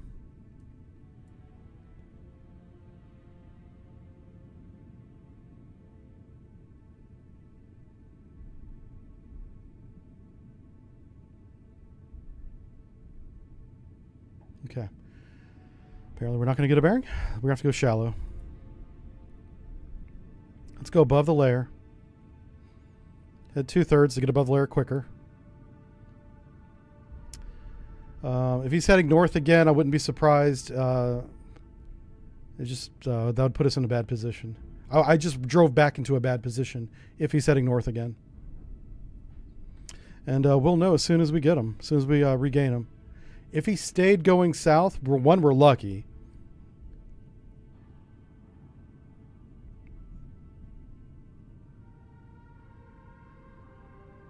We're at 500 feet, coming to 250 feet.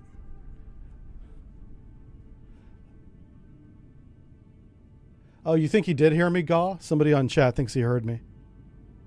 I was changing depth a lot. Hey, Painkiller, how's it going? He says, first time watching you play strictly as a submarine. Yeah. The game scope is fleet-wide, so I've been doing, of course, surface ships and airplanes. This is my jam. This is my comfy zone right here. I'm going to take my 688 Flight 1 and smash whoever's in my way. In this case, it's an Alpha.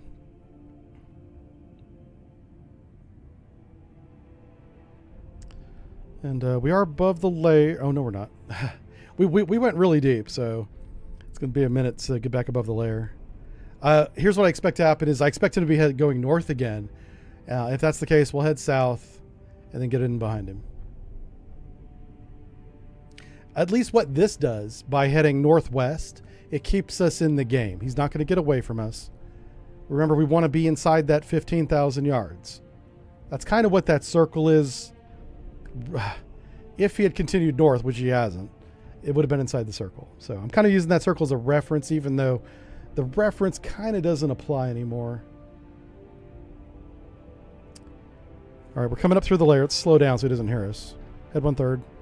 We're passing through the layer now. Coming to 250 feet.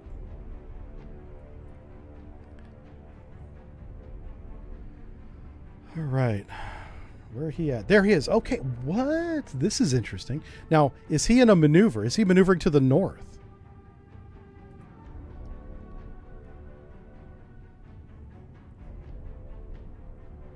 He is.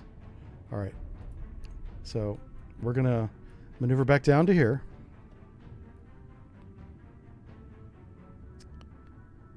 He's shallow. Head 2/3. He's spent a lot of time right where he's at.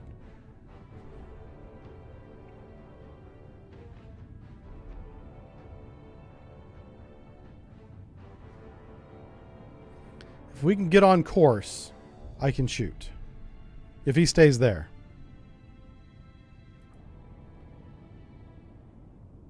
But unfortunately, he's turning north.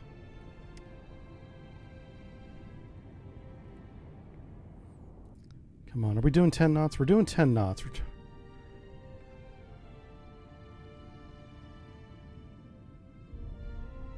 He's taking his time. He's back up to 20 knots now. Going deep. I mean, we'll follow him deep, I suppose. It's not going to hurt anything. Below the layer. Now that he's going fast, I can close on him. He's not going to hear us. It's whenever he slows down again, that's when we got to be careful.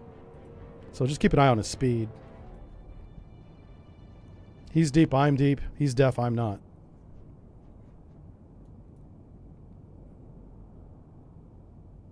We just want him to get north of us, because his north transit is at 20 knots. That's where we want to shoot him. He's going to be deaf as a post. He won't have any idea that he's been shot.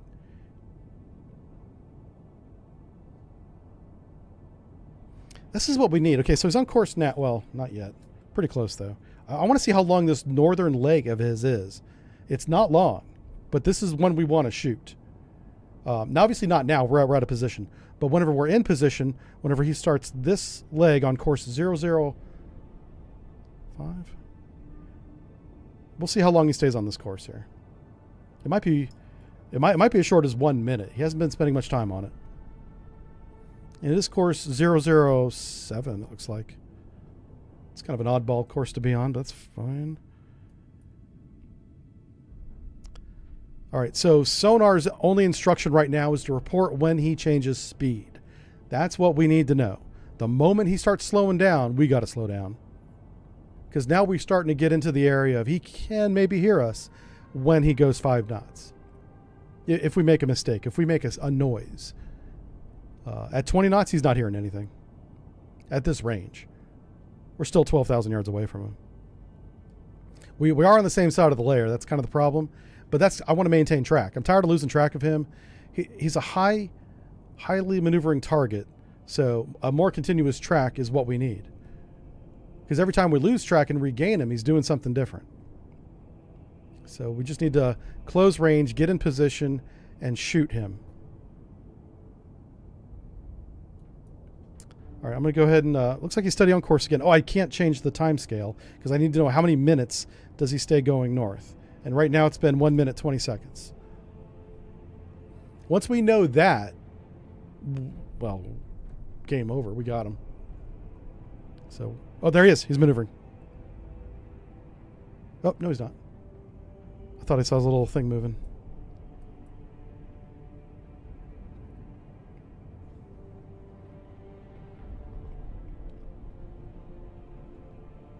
Yeah, he's kind of, he's nervous like Tupolev from the movie, yeah.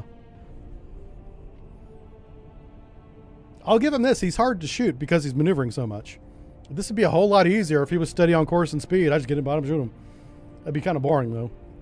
This is actually a challenge because I don't know what he's going to do. Well, I know how it's going to end. Welcome aboard. I do know that part. It's just a matter of me getting into that position.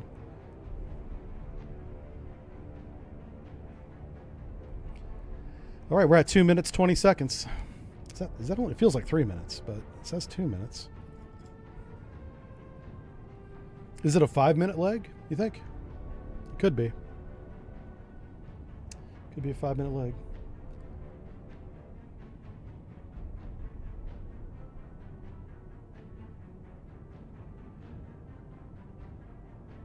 It's almost like he doesn't want to be shot, says Irene. I know, right? He's like, why, out of all the people that want to play the game today, it's got to be Aaron. And I'm like, well, welcome to my world. He's wishing right now he was playing somebody else. The biggest thing with this kind of warfare is you do have to be patient. You know, you got to let it happen, let the situation develop, but you want to be in control of range. This is the key thing. Whenever you're going against submarines, whether it's one-on-one or one-on whatever, if you control the range of your target, you have the advantage. Because there's a lot of things that go into just having that. And right now, we control range. We're 5 nautical miles away from him. We're staying within that window of 5 to 15. But we're closing for a shot. And he's coming up on 4 minutes at 20 knots.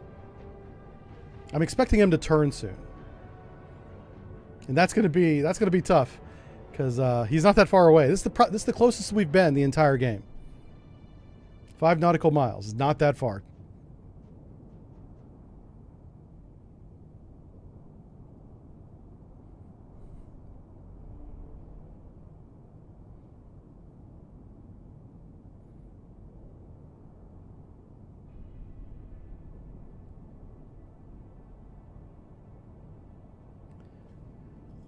Okay, that is 4 minutes, 30 seconds.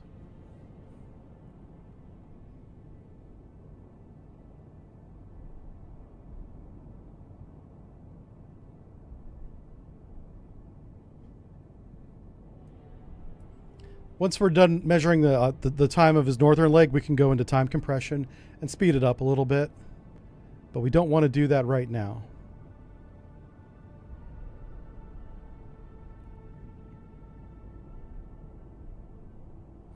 So he just passed our line of bearing. He's past CPA, I think. Well, because of our course, he's not. No, we're still closing on him. But again, we're controlling that range rate. He's not. He's not in control of anything right now.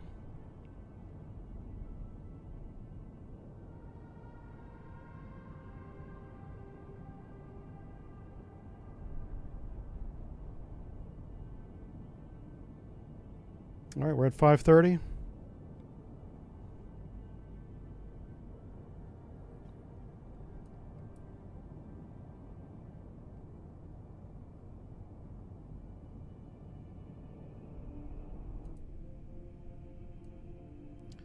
All right, because of his speed, we're going to have to do a more direct approach here.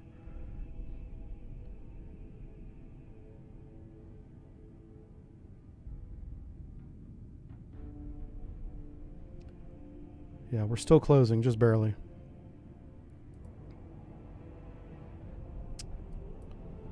All right, we're at 6 minutes. This is a long leg. This is good. This is what we want to see. We want him to be on like 10, 15-minute legs.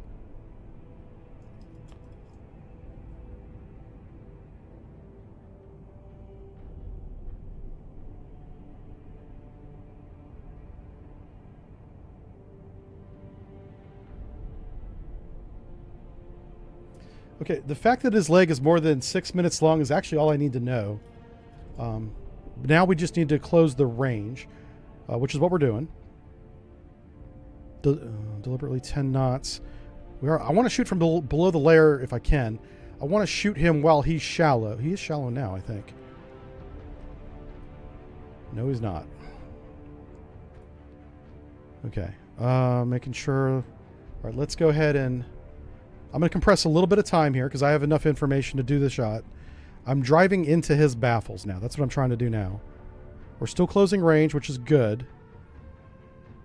We're reaching the We're right at the center point now of our weapon envelope. Oh, this is good. This is so good. He's not turning at all. He has no idea. Is that a turn? What is that? Yes. Oh, Jesus. Okay, slow down. So it's approximately a 10-minute leg. That's all I need to know. 5 knots. Are we below the layer? We are not. Let's stay right here at 5 knots. We're going to let him do his maneuver. Welcome aboard. Sorry, let me unpause the game. Shit. I clicked the mouse and it changed course, but it's fine. I think we're still okay. All right, he's going to do his crazy Ivan. That's what's happening right now. We're in our quiet lineup. The only disadvantage we have, the only thing that we could change to make it better, is we could go below the layer. But every time I've done that, we've lost contact. So I really want to maintain contact on him right now. This is the closest we've been. He should not hear us. It's a gamble. I'm gambling because I don't have any environmental data other than where the layer is. I don't know how noisy we are to him. I know how noisy he is to us. It tells us if you click on it. Well, back before we classified it, it told us how noisy he was. I wonder if I do this, if it will give me a real world measurement of his sound in game, but no, it doesn't. Okay.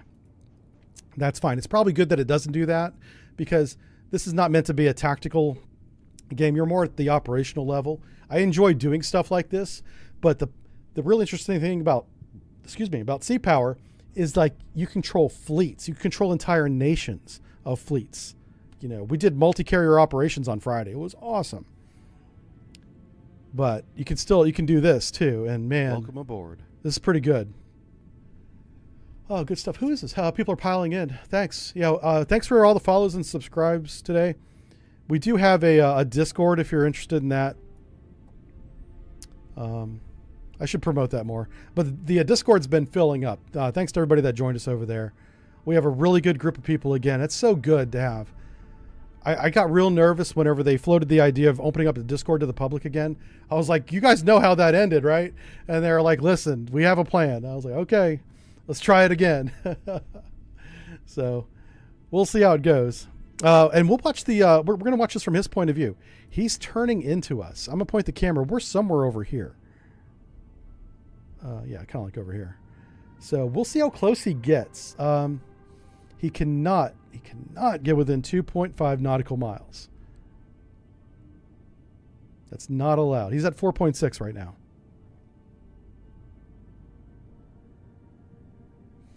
And the fact that he does this turn so slow is...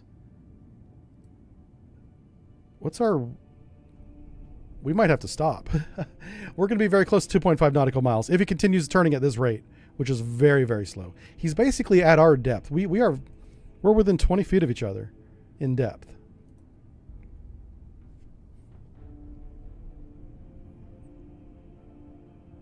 I could go below the layer just to play it safe, but I'll lose contact if I do that.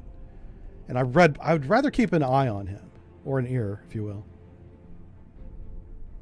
We just got to get through this turn. I'm going to go ahead and compress a little bit of time. If he goes active, we just shoot and run. Welcome aboard. Oh, this turn is painfully slow for him. We're in 5 times compression right now, if you can't see it on your screen. 4.4 nautical miles. 2.5 is the red line.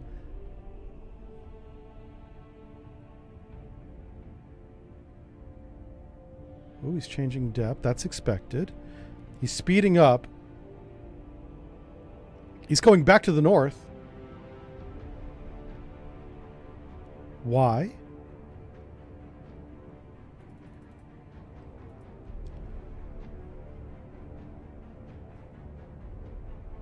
Why did he do that? That's not what he's been doing this whole time.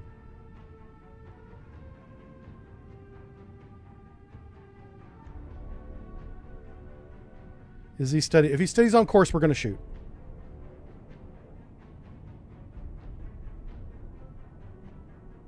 He's not steady on course.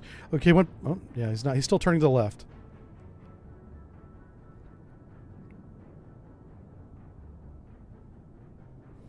All right, he is steady on course now. Is he opening? I believe he is. He is opening. Okay, we're not in his baffles. I can't wait any longer. This is as good as it's going to get. Head 2/3.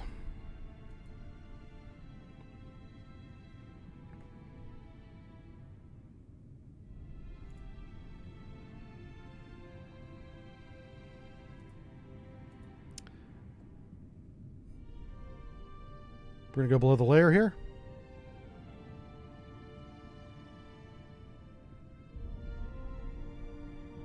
Are we going to go below the layer? I just said go below the layer. Were we below the layer the whole time? I guess we were. I thought we were above it. Okay, this is perfect. All right. Firing point procedures on Sierra 4, the Alpha, bearing 330, range 800 yards, opening, speed 20 knots, course 007.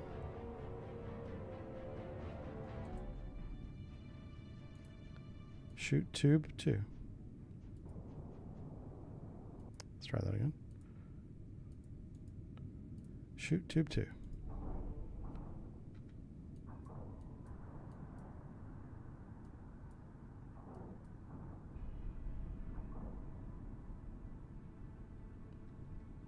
That's really cool.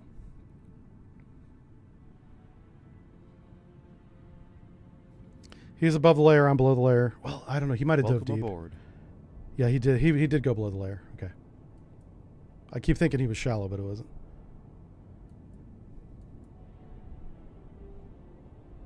We're right on the edge of his baffles. I think we're still outside of his baffles, but he's going so fast it won't matter. This torpedo is gonna get him. Welcome aboard. Hey. Welcome, Brian. Thanks for subscribing on the YouTube. Also, thanks for becoming a member on YouTube. That's a big deal. Appreciate that. Can you control the torpedo's directions? I don't know. I haven't tried to drive a weapon yet. Let's find out. Apparently not. Yeah, I have no control over the weapon, which is fine. If I want to play Cold Waters, I'll play Cold Waters. Driving weapons around. This is Sea Power, where you let the crew and the captain control the tactics, you know. I'm actually way more involved than I need to be, you know.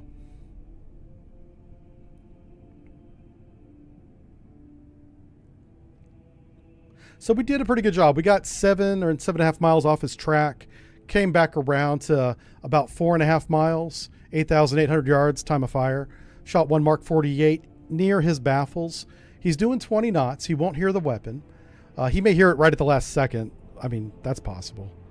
But even if he stays on this course, this geometry, the weapon doesn't look like it's ever going to go into his baffles. It's right on the edge. I wanted to get a little bit deeper into the baffles. The reason why I slowed down to 5 knots rather is because he was doing that sonar baffle clear, but he didn't finish it like he did the last two. He did it about 60 degrees and then he went back north again. Didn't expect that, so I had to shoot a little bit earlier than I wanted to. Had we shot when I wanted to, had he done that baffle clear, we would be completely behind him. We would be over here. And the shot, let me show you what I intended. I intended to be here, and the shot was going to go up that way. And that would have been in his baffles. He would have never heard it. But instead, it is where it is. And we're doing what's called, well, let's just say that we're not going to get shot. He may shoot at us, but he's not going to. We're fine.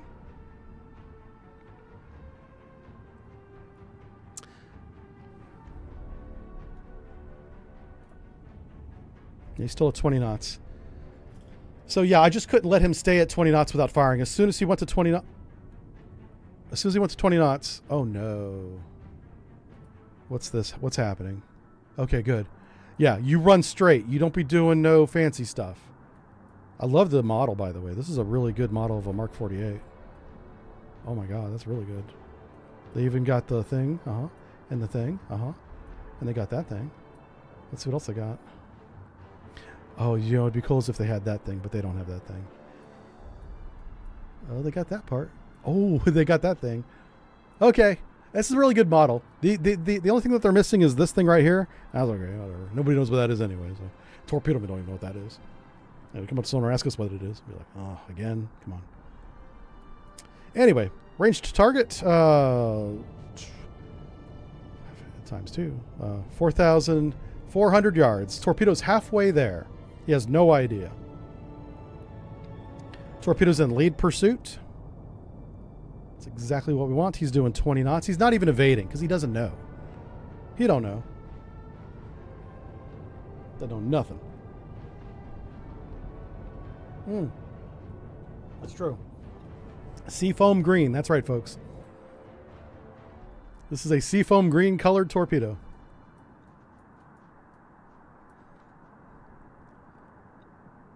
All right, range to weapon is 3,900 yards. 3,900 yards. And closing pretty damn fast. I would like to kill the Alpha without him even knowing he's been shot. I don't want to see any evasion.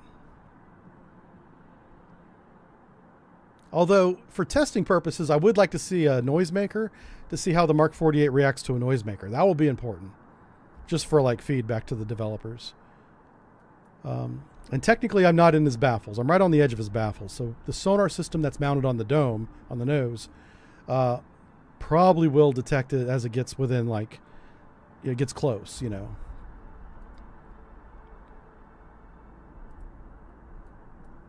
All right, we're at, what was it, 3,000 yards now, closing. When will he detect it? He still hasn't detected it.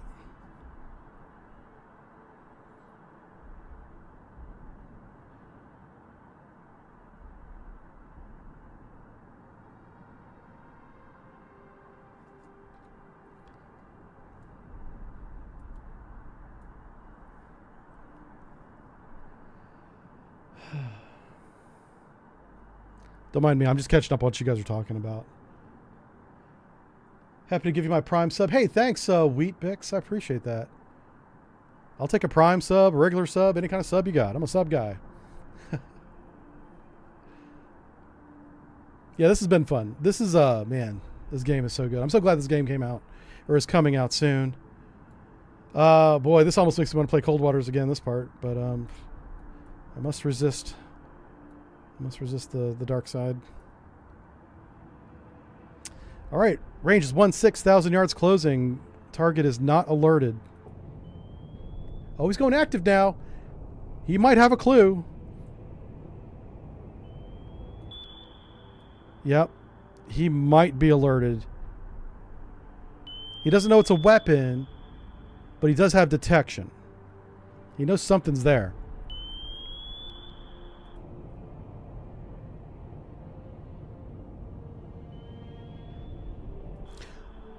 Is that the torpedo?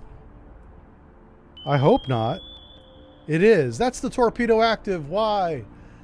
Oh, it didn't need to be that. This thing could have hit him without active. It's alright. It's fine. He's definitely going to hear it now. Range is 600 yards. Target is not alerted, which is kind of funny. Range is 400 yards. Not 2-4. It's 400 yards. Now it's 200 yards. It's closing really fast.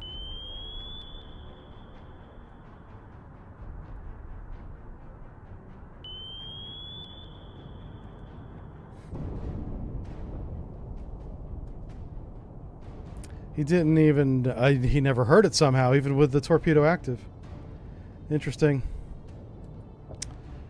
Well, that's how you sink the Alpha, folks. Boy, I don't know. Save this if you want to see it again, I suppose. But yeah, I mean, it's not hard. It's not rocket science. It's submarine warfare, and it's a lot of fun. And if you want to do it for real, join the Navy, because we do this shit all the time. Scores 1,000%, man. All right, GG's.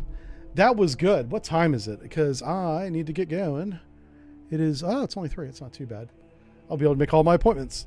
All right, we're going to move you over to a new Twitch channel. If you're on Twitch, if you're not, if you're on YouTube, Trovo, Kick, any of those other ones, thank you very much for hanging out with me today. This has been a lot of fun.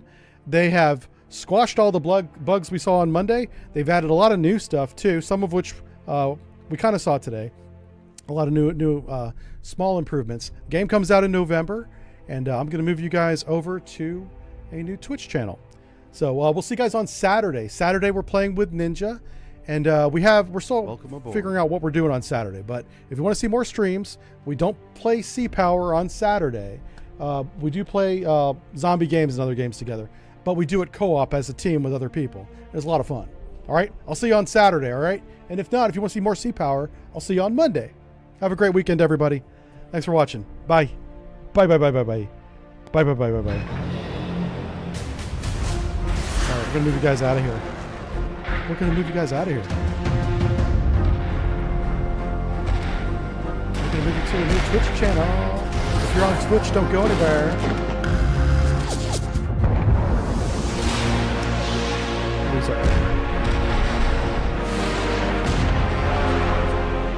All right, let's find somebody to raid.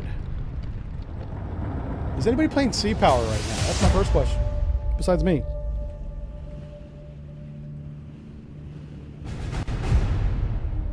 Eternal Father, Just me. strong to save, whose arm hath bound the restless wave, Who we gonna do? Who we gonna do? Who we gonna do? who bids the mighty ocean deep Not too many streaming at the its moment. own appointed limits keep. Oh, hear us when we cry to thee, for those in peril on the sea. All right, I'm sending over to Tricky. Lord, guard and guide the men who fly, and those who on the ocean ply. Be with our troops upon the land, and all who for their country stand. Be with these All right. guardians Have a good day one, guys. and I'm night, sending you over there now. and may Tell Tricky I their said hi. trust be in thy might.